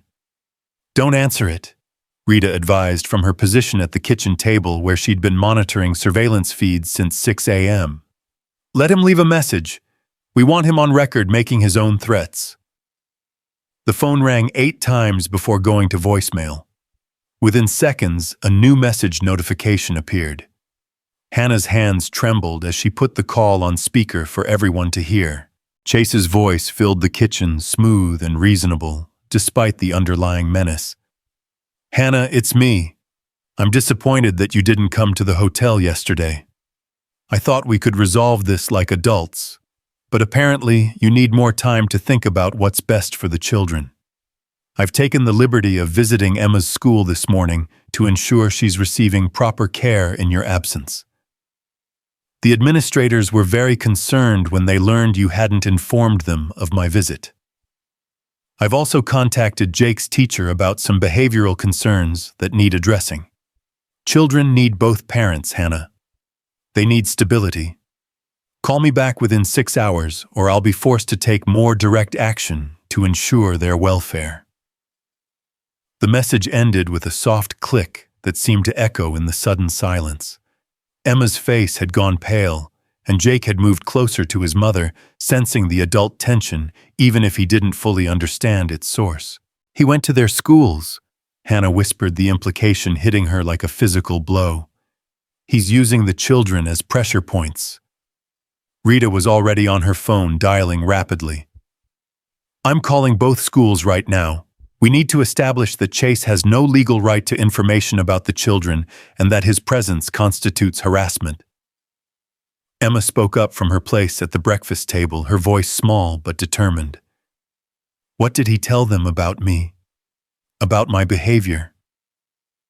Hannah knelt beside her daughter's chair, taking Emma's hands in hers. Whatever he said, it wasn't true. You've been perfect, brave, and smart, and so much stronger than any 10-year-old should have to be. But what if the teachers believe him? What if they think I'm a bad kid? The fear in Emma's voice, the terror that adults she trusted might turn against her based on her father's lies, broke something in Ethan's chest. These children had been living with the constant threat of having their reality distorted, their relationships poisoned by Chase's manipulation. Emma, Ethan said, sitting beside her. Good teachers can tell the difference between truth and lies. They've seen you in class, they know who you really are. One conversation with your father isn't going to change that. Marcus, who had been uncharacteristically quiet throughout breakfast, suddenly stood up with the decisive energy that always preceded his 8-year-old proclamations. Emma's the smartest kid in our grade, he announced. Everyone knows that. And Jake is really good at drawing dinosaurs. Nobody's going to believe bad things about them. The simple faith in his declaration seemed to bolster both Emma and Jake, reminding them that they had advocates beyond just the adults in this room. Rita finished her calls with grim efficiency. Both schools have been alerted. Chase presented himself as a concerned father conducting a surprise welfare check, but the principals weren't comfortable with his approach. Emma's teacher said he seemed more interested in asking about Hannah's behavior and schedule than about Emma's academic progress. He's fishing for information, Hannah said with bitter recognition. Trying to figure out where I am, what my routine looks like now. And creating a paper trail that makes him look like a devoted father while painting you as an irresponsible mother, Rita added. Classic manipulation strategy. Ethan felt anger building in his chest, not the hot, impulsive rage he might have felt as a younger man, but the cold, determined fury of someone who had seen too much injustice and refused to tolerate more. What's our next move? He asked. We accelerate the timeline, Rita replied. Chase is escalating faster than we anticipated, which means we need to force his hand before he has time to build more elaborate schemes. What does that mean exactly? Rita pulled out her tablet and began sketching a new plan. It means Hannah goes back to work today, follows her normal routine, but with full surveillance support. We want Chase to follow her, to make contact, to do something so blatantly inappropriate that even his charm can't explain it away. Absolutely not, Ethan said immediately. That's too dangerous. It's dangerous, Rita agreed, but it's also our best chance to end this quickly. The longer we wait, the more time Chase has to establish himself in the community, to build relationships that will support his version of events. Hannah had been listening to this exchange with growing resolve. She's right, she said quietly. I can't hide forever, and I can't keep the kids out of school indefinitely. If we're going to do this, we need to do it now, while we still control the circumstances. Hannah, Ethan, look at me. Her blue eyes were steady, fierce with determination. "I've been running from this man for 8 months. I've let him chase me across the country, disrupt my children's lives, steal our sense of safety. I'm done being his victim." Emma looked up from her barely touched breakfast. "Does that mean we have to go to school today? What if he comes back?" "You're not going to school," Hannah assured her. "You and Jake are staying here with Ethan and Marcus, while I take care of some grown-up business." "What kind of grown-up business?" Jake asked his 6-year-old radar, detecting the tension beneath his mother's calm tone. "The kind that makes sure Chase can't bother us anymore," Hannah replied with the kind of honesty children deserved. "It might be scary for a little while, but it's going to fix things for good." Emma studied her mother's face with those perceptive eyes. "You're going to make him go away." "We're going to make him go away," Hannah corrected, glancing at Ethan and Rita. "All of us together." The plan that emerged over the next 2 hours was both elegant and terrifying. Hannah would return to work at Millbrook General following her normal schedule and routine. Rita would maintain surveillance from multiple angles, documenting any approach Chase made. Ethan would remain at home with the children, ready to respond if the situation escalated beyond psychological warfare. Most importantly, they would use Chase's own tactics against him. Just as he had been monitoring Hannah's communications, they would record every interaction, every threat, every boundary violation. The difference was that their surveillance was legal documented and building toward a prosecution that would put Chase in prison.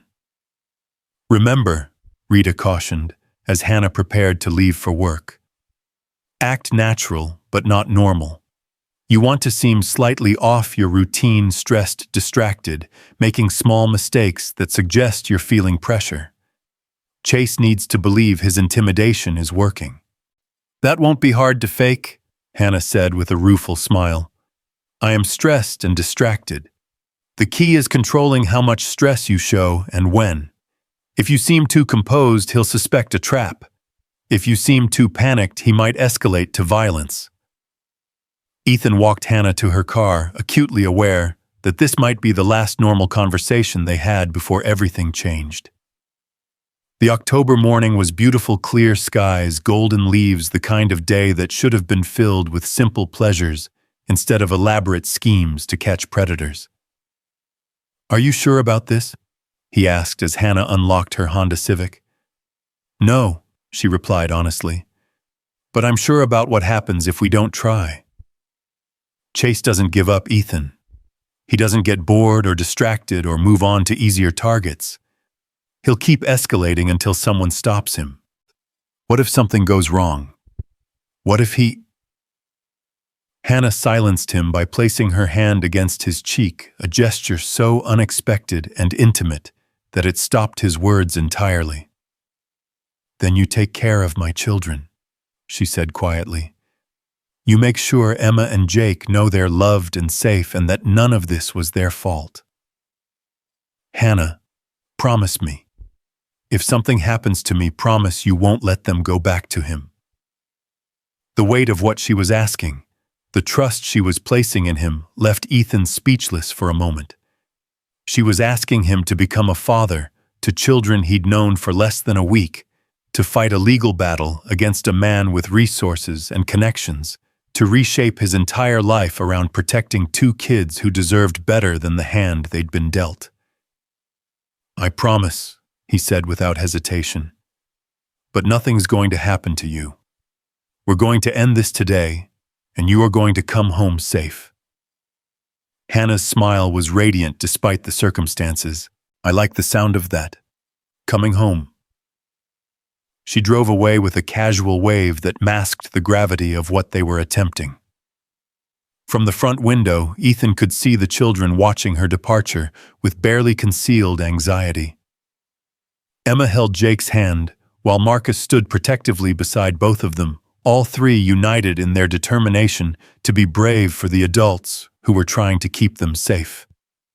The waiting began immediately. Rita positioned herself in the hospital parking lot with a clear view of all entrances while maintaining radio contact with Ethan. Hannah checked in every hour with brief coded messages that confirmed she was safe and that Chase had not yet made contact. The first sign of trouble came at 11:30 a.m. when Hannah's voice crackled through Rita's radio with barely controlled tension. Package delivery at the nurse's station. Addressed to me, no return address delivered by someone matching the target's description. Rita's response was immediate. Do not open it. Alert security and have them document everything before you handle the package. Already done. Security chief wants to review camera footage of the delivery.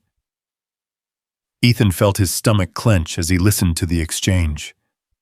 Chase was escalating exactly as Rita had predicted, but the reality of it, the knowledge that Hannah was alone and potentially in danger, made every protective instinct he possessed scream for action. What's happening? Emma asked from her position at the kitchen table, where she'd been pretending to focus on homework, while actually monitoring every adult conversation. Your mom is handling some workplace business, Ethan replied, trying to keep his voice calm. Nothing for you to worry about. Emma's look clearly indicated that she wasn't buying his reassurance, but she didn't push for more information. At 10 years old, she'd already learned when adult worries were too big for children to carry. The radio crackled again at noon. Package contained children's drawings and a note. Note says the kids drew these for Daddy. We should be together as a family. This separation is hurting them. Security confirms delivery person matches target's description and was asking questions about my schedule. Rita's voice was grimly satisfied. Perfect. We have him on camera delivering threatening materials to your workplace. That's harassment, intimidation, and possibly criminal impersonation if he claimed to be acting on the children's behalf. But Chase wasn't finished. At 1:15 p.m., Hannah's voice returned with new urgency. Target is in the hospital lobby. He's talking to the information desk claiming to be my ex-husband and saying he needs to speak with me about a family emergency. Do not go to the lobby, Rita instructed immediately. Stay in the nursing unit and let security handle it. Security is already responding. They're asking him to leave. Is he complying? There was a pause that stretched too long, filled with static and the distant sound of voices. When Hannah's voice returned, it carried a note of real fear. He's not leaving. He's insisting that he has a right to see me, that we have children together, and this is a family matter. Security called the police. Ethan felt his world narrow to a single point of focus. Hannah was trapped in a hospital with her stalker ex-husband, while police were en route, and he was miles away with 3 children who needed protection. Every instinct demanded that he rush to help her, but leaving Emma and Jake unprotected was exactly what Chase might be hoping for. The radio remained ominously quiet for nearly 10 minutes before Rita's voice cut through the silence. Police have arrived. Target is being escorted from the premises. Hannah is safe and providing a statement. The relief that flooded through Ethan was so intense it left him dizzy. But even as his immediate fear for Hannah's safety subsided, he realized that Chase's public confrontation at the hospital had changed everything. There was no more pretending this was a private family matter, no more hiding behind claims of concerned parenthood.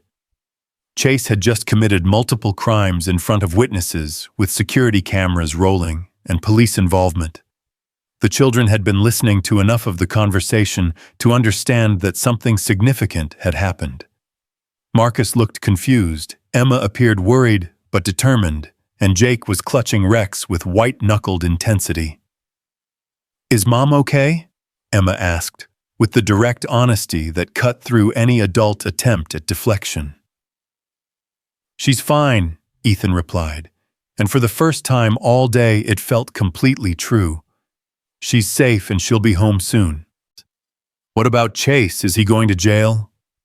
The question was so hopeful, so desperate for a simple solution to a complex problem, that Ethan felt his heart break a little. "We're working on it, sweetheart.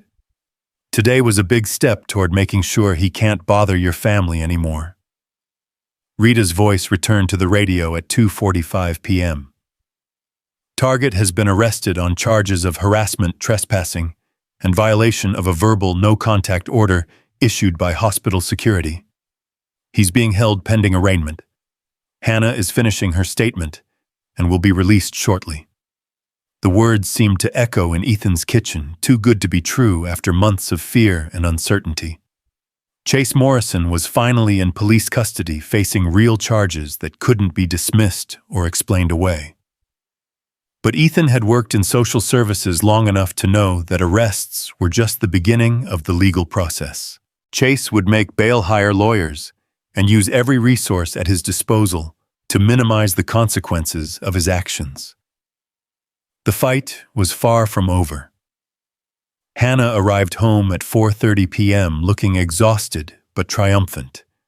The children rushed to meet her at the door, surrounding her with hugs and questions, and the kind of desperate relief that came from worrying about someone you loved. "Is it over?" Jake asked, his 6-year-old voice small with hope. "Not completely," Hannah replied with careful honesty. "But we won something important today. Chase was arrested, which means the police now have an official record of his behavior." "Does that mean he'll go to prison?" Emma asked. "It means he might go to prison depending on what happens next. But even if he doesn't, everyone knows now that he's been lying about being a good father who just wants to see his children." Rita joined them in the living room, her laptop open to a screen full of police reports and legal documents. "The charges are solid," she announced.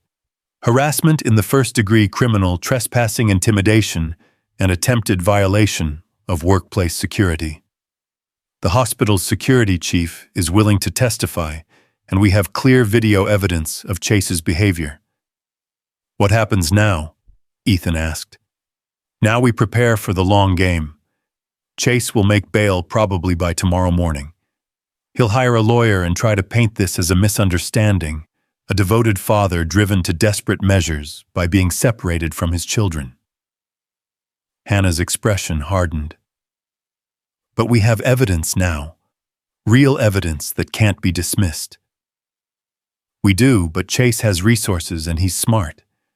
He'll use the time between now and his trial to build a counter-narrative, to find character witnesses who'll testify that he's a good man caught in a difficult situation." "So what do we do?"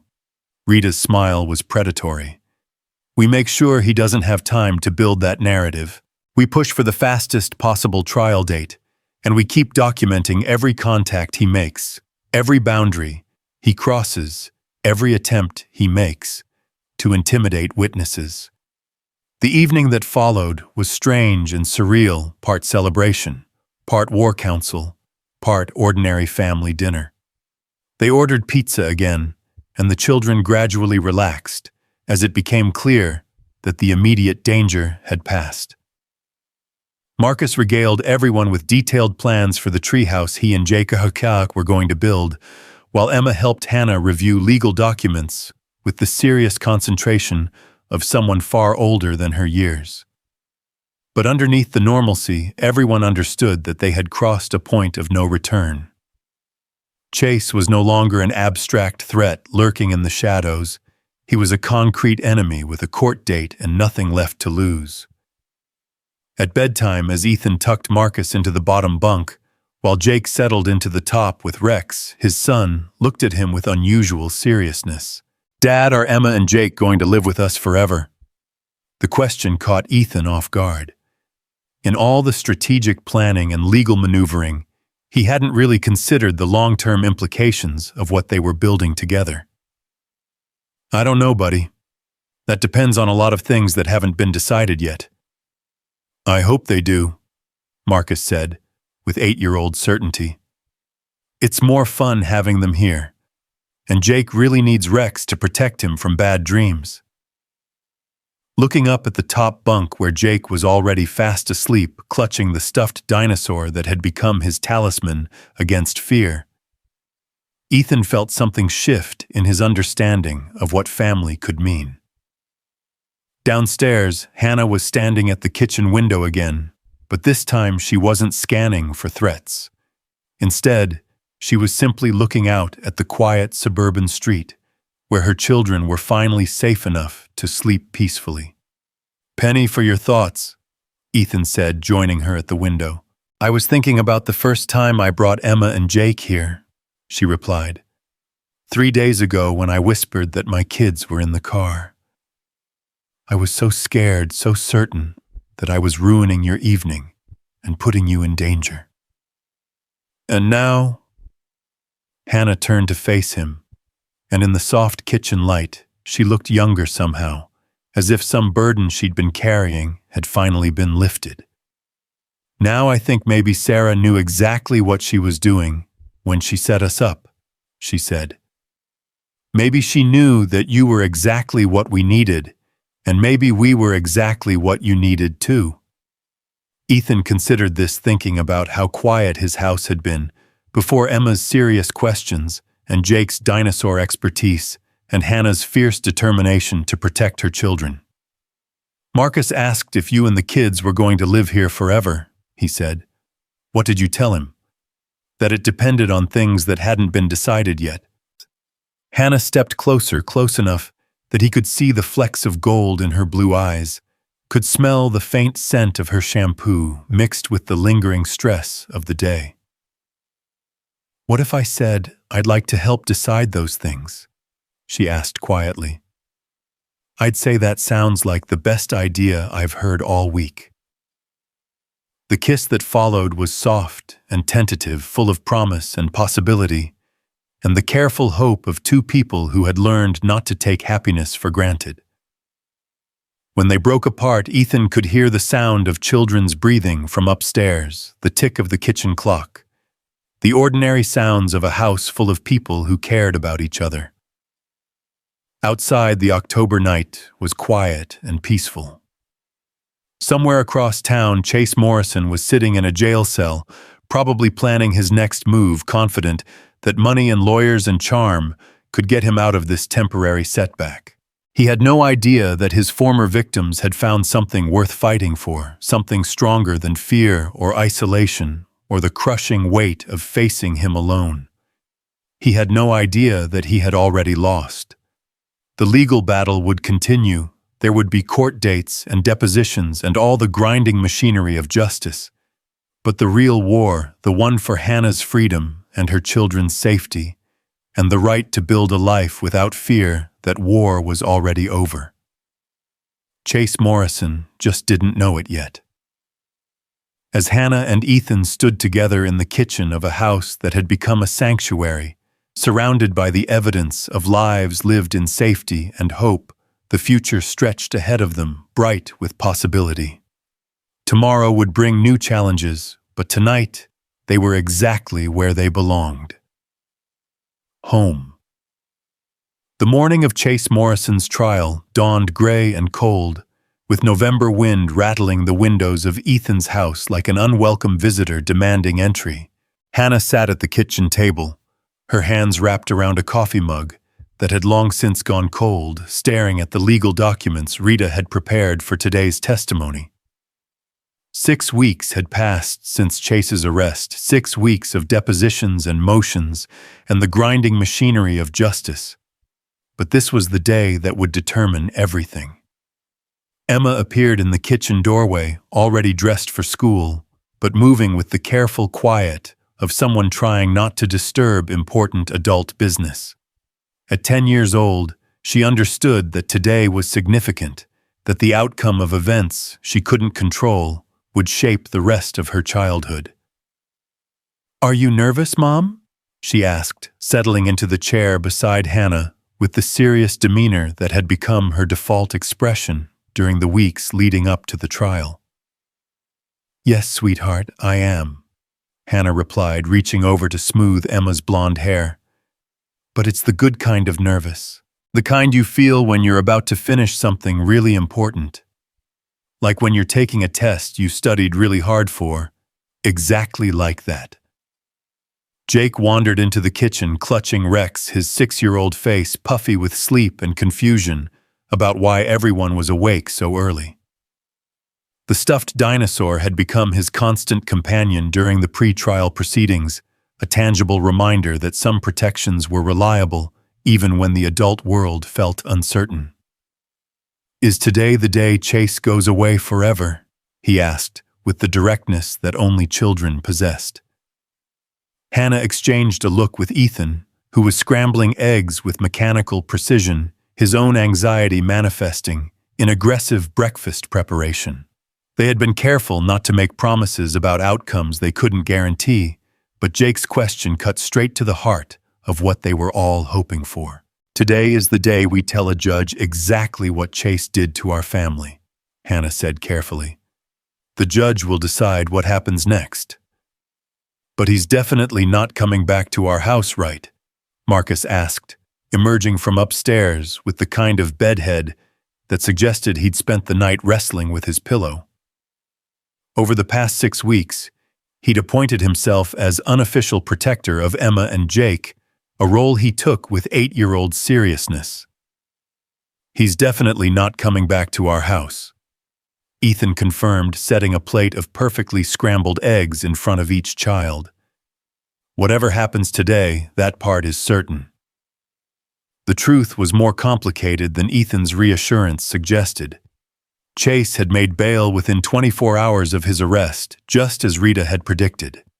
But instead of the immediate escalation, they'd feared he had gone quiet, retreating behind a wall of expensive lawyers and strategic silence.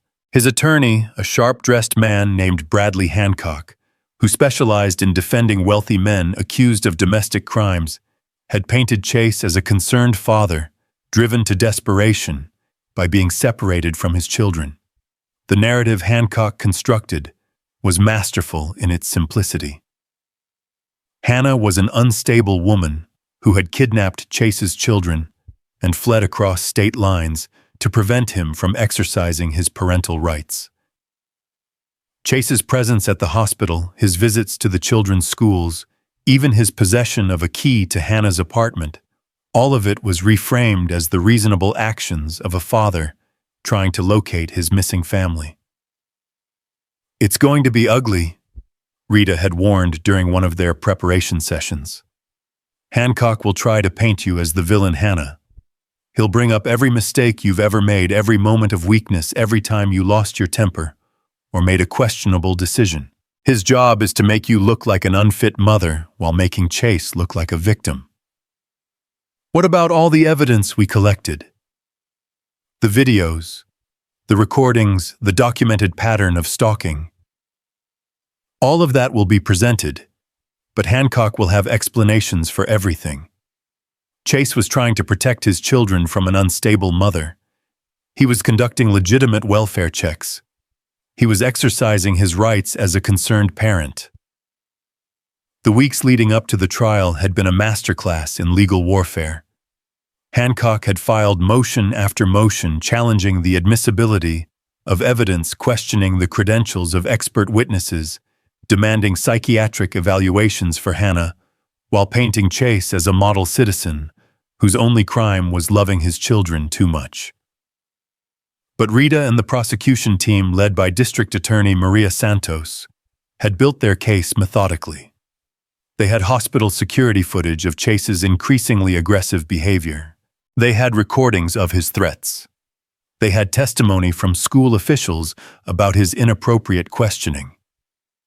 Most importantly, they had Hannah's own words delivered with the quiet strength of someone who had finally stopped running.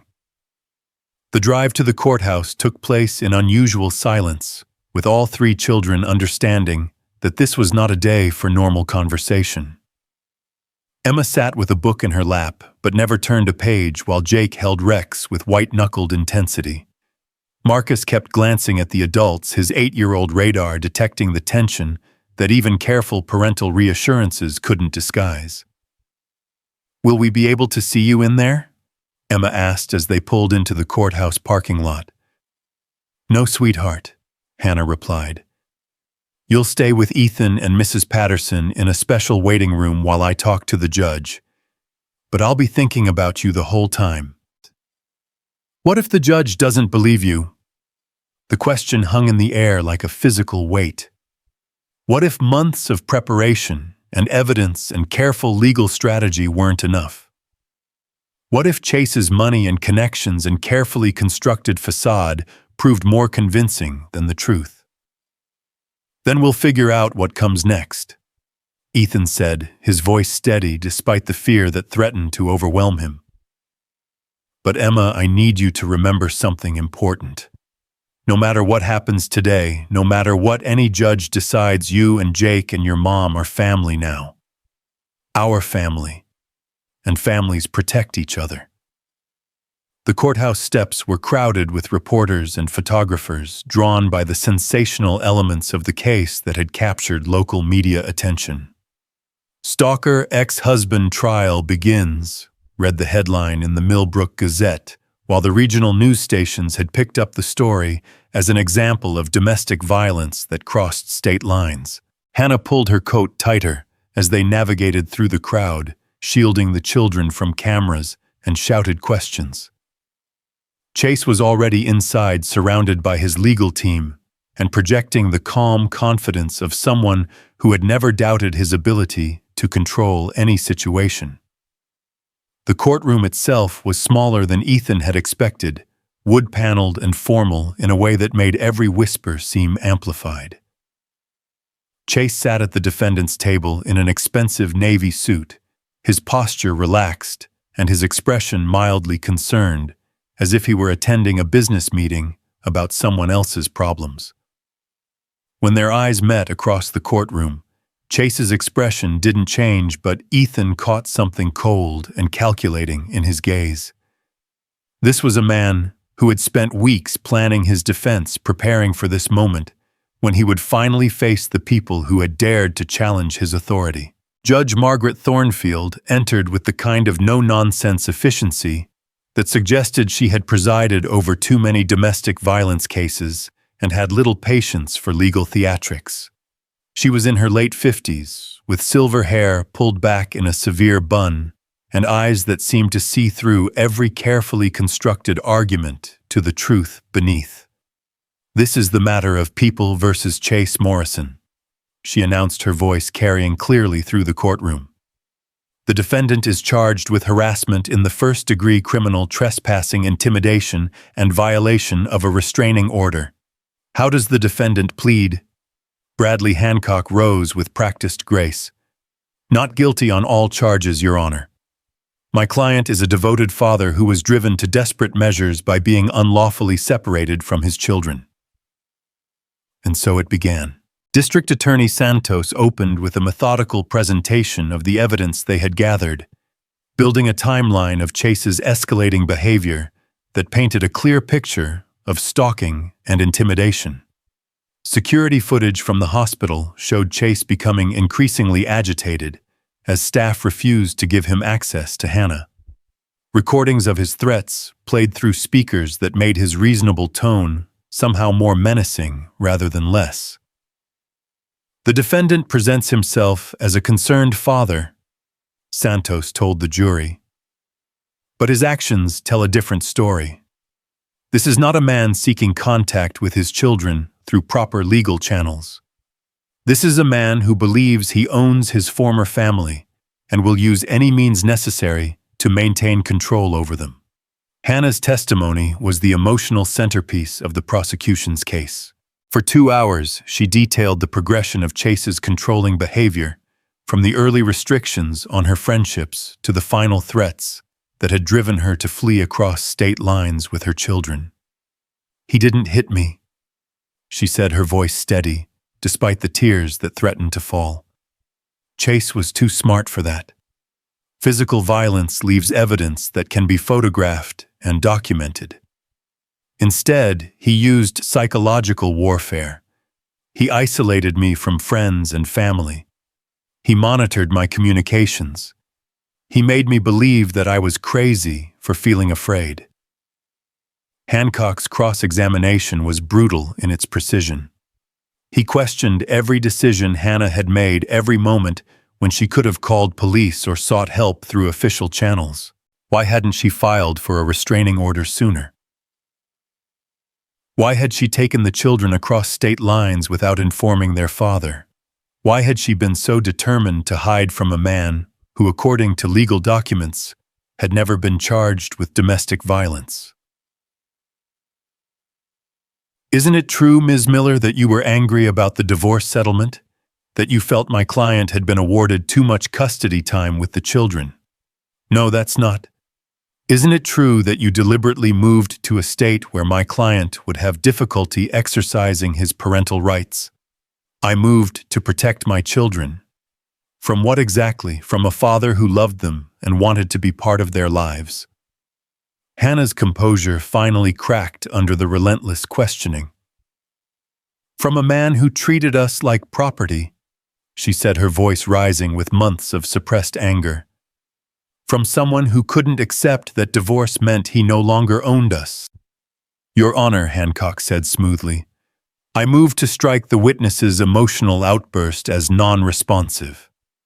But Judge Thornfield was studying Hannah with shrewd eyes, and Ethan could see that the raw emotion in her voice had carried more weight than any carefully prepared statement. Chase's own testimony was a masterpiece of manipulation. He presented himself as a bewildered father who had awakened one morning to find his children simply gone with no forwarding address and no explanation beyond a brief note saying Hannah needed space to think. I was frantic, he said, his voice breaking with what sounded like genuine emotion. My children had disappeared, and I had no idea if they were safe. I hired investigators, I contacted police in multiple states. I did everything a concerned parent would do. He explained his presence at Hannah's workplace as a desperate attempt to ensure his children were receiving proper care.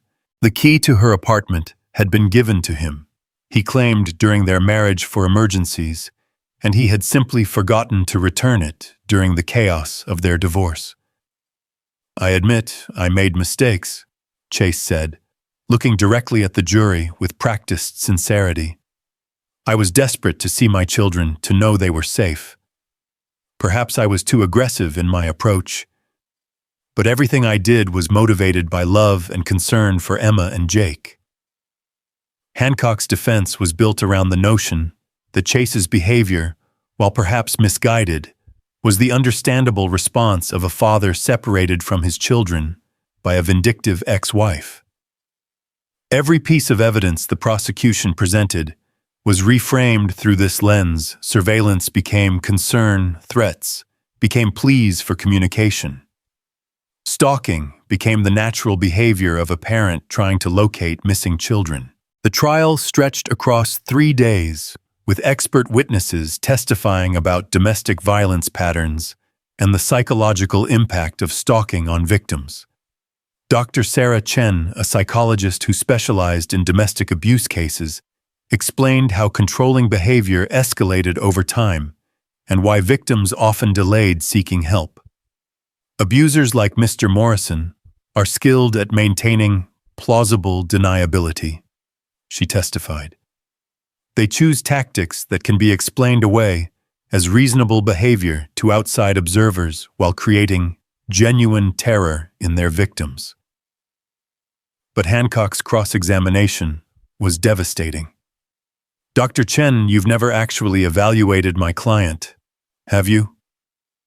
Your testimony is based entirely on Ms. Miller's claims about his behavior. That's correct, but so you have no first-hand knowledge of whether my client actually engaged in the behaviors you've described as typical of abusers. The pattern of behavior described is consistent with yes or no, doctor. Do you have any first-hand knowledge of my client's actual behavior? No. The prosecution's case was strong, but circumstantial, built on patterns and implications rather than smoking gun evidence.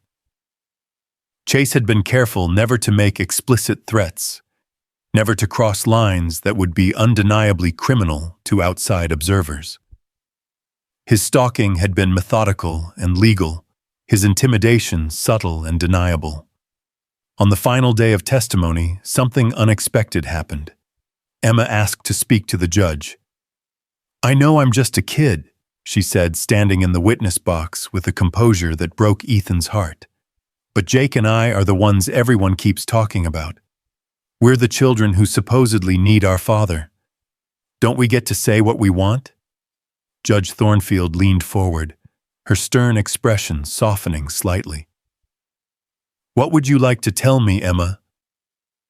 "I want to tell you about the last time I saw Chase before we moved away.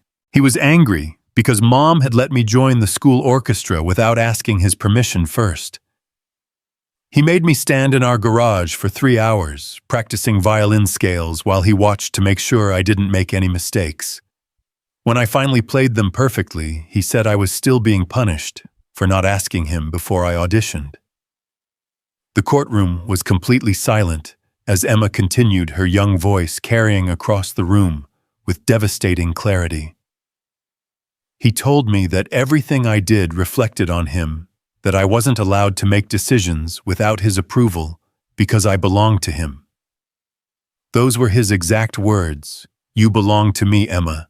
You and your brother and your mother all belong to me, and don't you forget it.'" Emma looked directly at Chase for the first time since entering the courtroom, and Ethan could see her father's confident facade finally beginning to crack. "He never hit us," she continued, "but he didn't have to. He made us afraid of making him angry, afraid of doing anything that might disappoint him. That's not love. That's ownership." Hancock objected to a child's testimony being admitted without proper psychological evaluation, but Judge Thornfield overruled him with a sharp look that suggested she'd heard enough legal maneuvering for one trial. The closing arguments felt anticlimactic after Emma's testimony. Santos summarized the evidence methodically, building her case piece by piece, while Hancock made one final attempt to paint Chase as a victim of circumstance and judicial overreach. But the damage was done. Emma's words had cut through all the legal positioning and expert testimony to reveal the simple truth: Chase Morrison was not a loving father separated from his children, but a controlling abuser who had terrorized his family until they were forced to flee for their safety. The jury deliberated for 6 hours. When they returned, their faces were grim with the weight of the decision they'd been forced to make. On the charge of harassment in the first degree, we find the defendant guilty. On the charge of criminal trespassing, we find the defendant guilty. On the charge of intimidation, we find the defendant guilty. On the charge of violation of a restraining order, we find the defendant guilty. Chase's reaction was immediate and telling. The mask of reasonable concern finally slipped completely, revealing the cold fury beneath. He turned toward Hannah with an expression of such naked hatred that bailiffs immediately moved to restrain him. "This isn't over," he said, his voice carrying clearly across the courtroom despite the chaos around him. "You can't keep my children from me forever, Hannah. I'll find another way." "Mr. Morrison," Judge Thornfield said with ice in her voice, "you are in contempt of court. Bailiffs, remove the defendant immediately." The sentencing hearing took place 2 weeks later. Judge Thornfield sentenced Chase to 3 years in state prison, followed by 5 years of supervised probation with a permanent restraining order prohibiting any contact with Hannah, Emma, or Jake. "Mr. Morrison," she said, as she delivered the sentence, "you have used the legal system and your considerable resources to terrorize a woman and her children. You have shown no remorse for your actions, and based on your outburst following the verdict, represent a continued threat to your former family. This court will ensure that threat is neutralized." As Chase was led away in handcuffs, still insisting that he was the victim of a massive miscarriage of justice, Hannah finally allowed herself to cry, not tears of fear or desperation, but tears of relief so profound they seemed to wash away months of accumulated terror.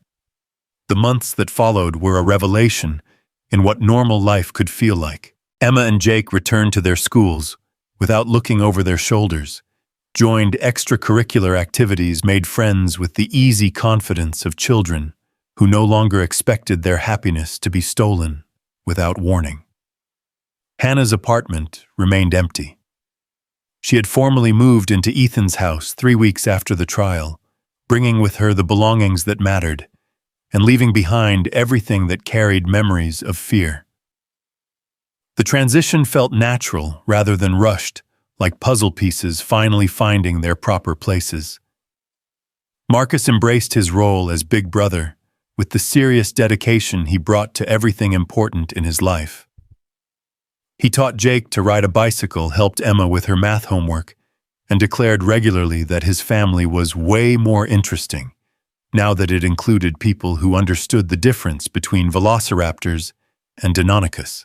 One evening in late spring, nearly a year after that first awkward date that had changed everything, Ethan found Hannah in the backyard watching the children play in the elaborate treehouse that had become a summer-long construction project. "Penny for your thoughts," he said, settling beside her on the porch swing they'd installed the previous month. "I was thinking about that night," I whispered. "My kids are in the car," she replied, leaning into his shoulder with the easy comfort of someone who no longer expected disaster to arrive without warning. "I thought I was ruining your evening, bringing chaos into your peaceful life. And now I think maybe chaos was exactly what my peaceful life needed." From the treehouse came the sound of elaborate negotiations about whether dinosaurs could have lived in outer space, a debate that had raged for several days and showed no signs of resolution. Emma was taking the position that scientific evidence didn't support extraterrestrial dinosaurs, while Jake maintained that absence of evidence wasn't evidence of absence, and Marcus had appointed himself as mediator in the dispute. "Do you ever wonder what would have happened if I hadn't answered the door that night?" Ethan asked. "Every day," Hannah replied. "But then I remember that you did answer it. You saw 3 strangers who needed help, and you didn't hesitate to provide it. That tells me everything I need to know about who you are." "What about who we are, all of us together?" Hannah turned to look at him directly, her blue eyes bright with the kind of happiness she'd forgotten was possible. "We're home," she said simply. "For the first time in years, we're finally home." The engagement happened 6 months later during a family camping trip, where Ethan proposed with a ring hidden inside Jake's dinosaur collection. The wedding took place the following spring in Ethan's backyard, surrounded by friends and neighbors who had watched their unconventional family come together through crisis and emerge stronger than any of them could have imagined. Emma served as maid of honor. Jake was the ring bearer who insisted Rex should also have a role in the ceremony, and Marcus delivered a best man speech that reduced most of the guests to tears with its 8-year-old wisdom about how families weren't just about being related, but about choosing to love each other every day. Chase Morrison served his full sentence without parole. Upon his release, he violated the restraining order within 6 months and was returned to prison for an additional 2 years. Hannah had been right about one thing: men like Chase didn't change, didn't learn, didn't accept defeat gracefully. But they also couldn't destroy what they didn't understand. Chase had seen his family as property to be owned and controlled. But the Walker family was built on something he couldn't comprehend: the voluntary choice to protect and support each other, not because they had to, but because they wanted to. Years later, when Emma graduated valedictorian of her high school class, and Jake received a full scholarship to study paleontology, and Marcus published his first children's book about the adventures of a magic dinosaur named Rex, they would all remember that October evening when Hannah whispered, "My kids are in the car," and changed everything. They would remember not because it was the night their old life ended, but because it was the night their real life began.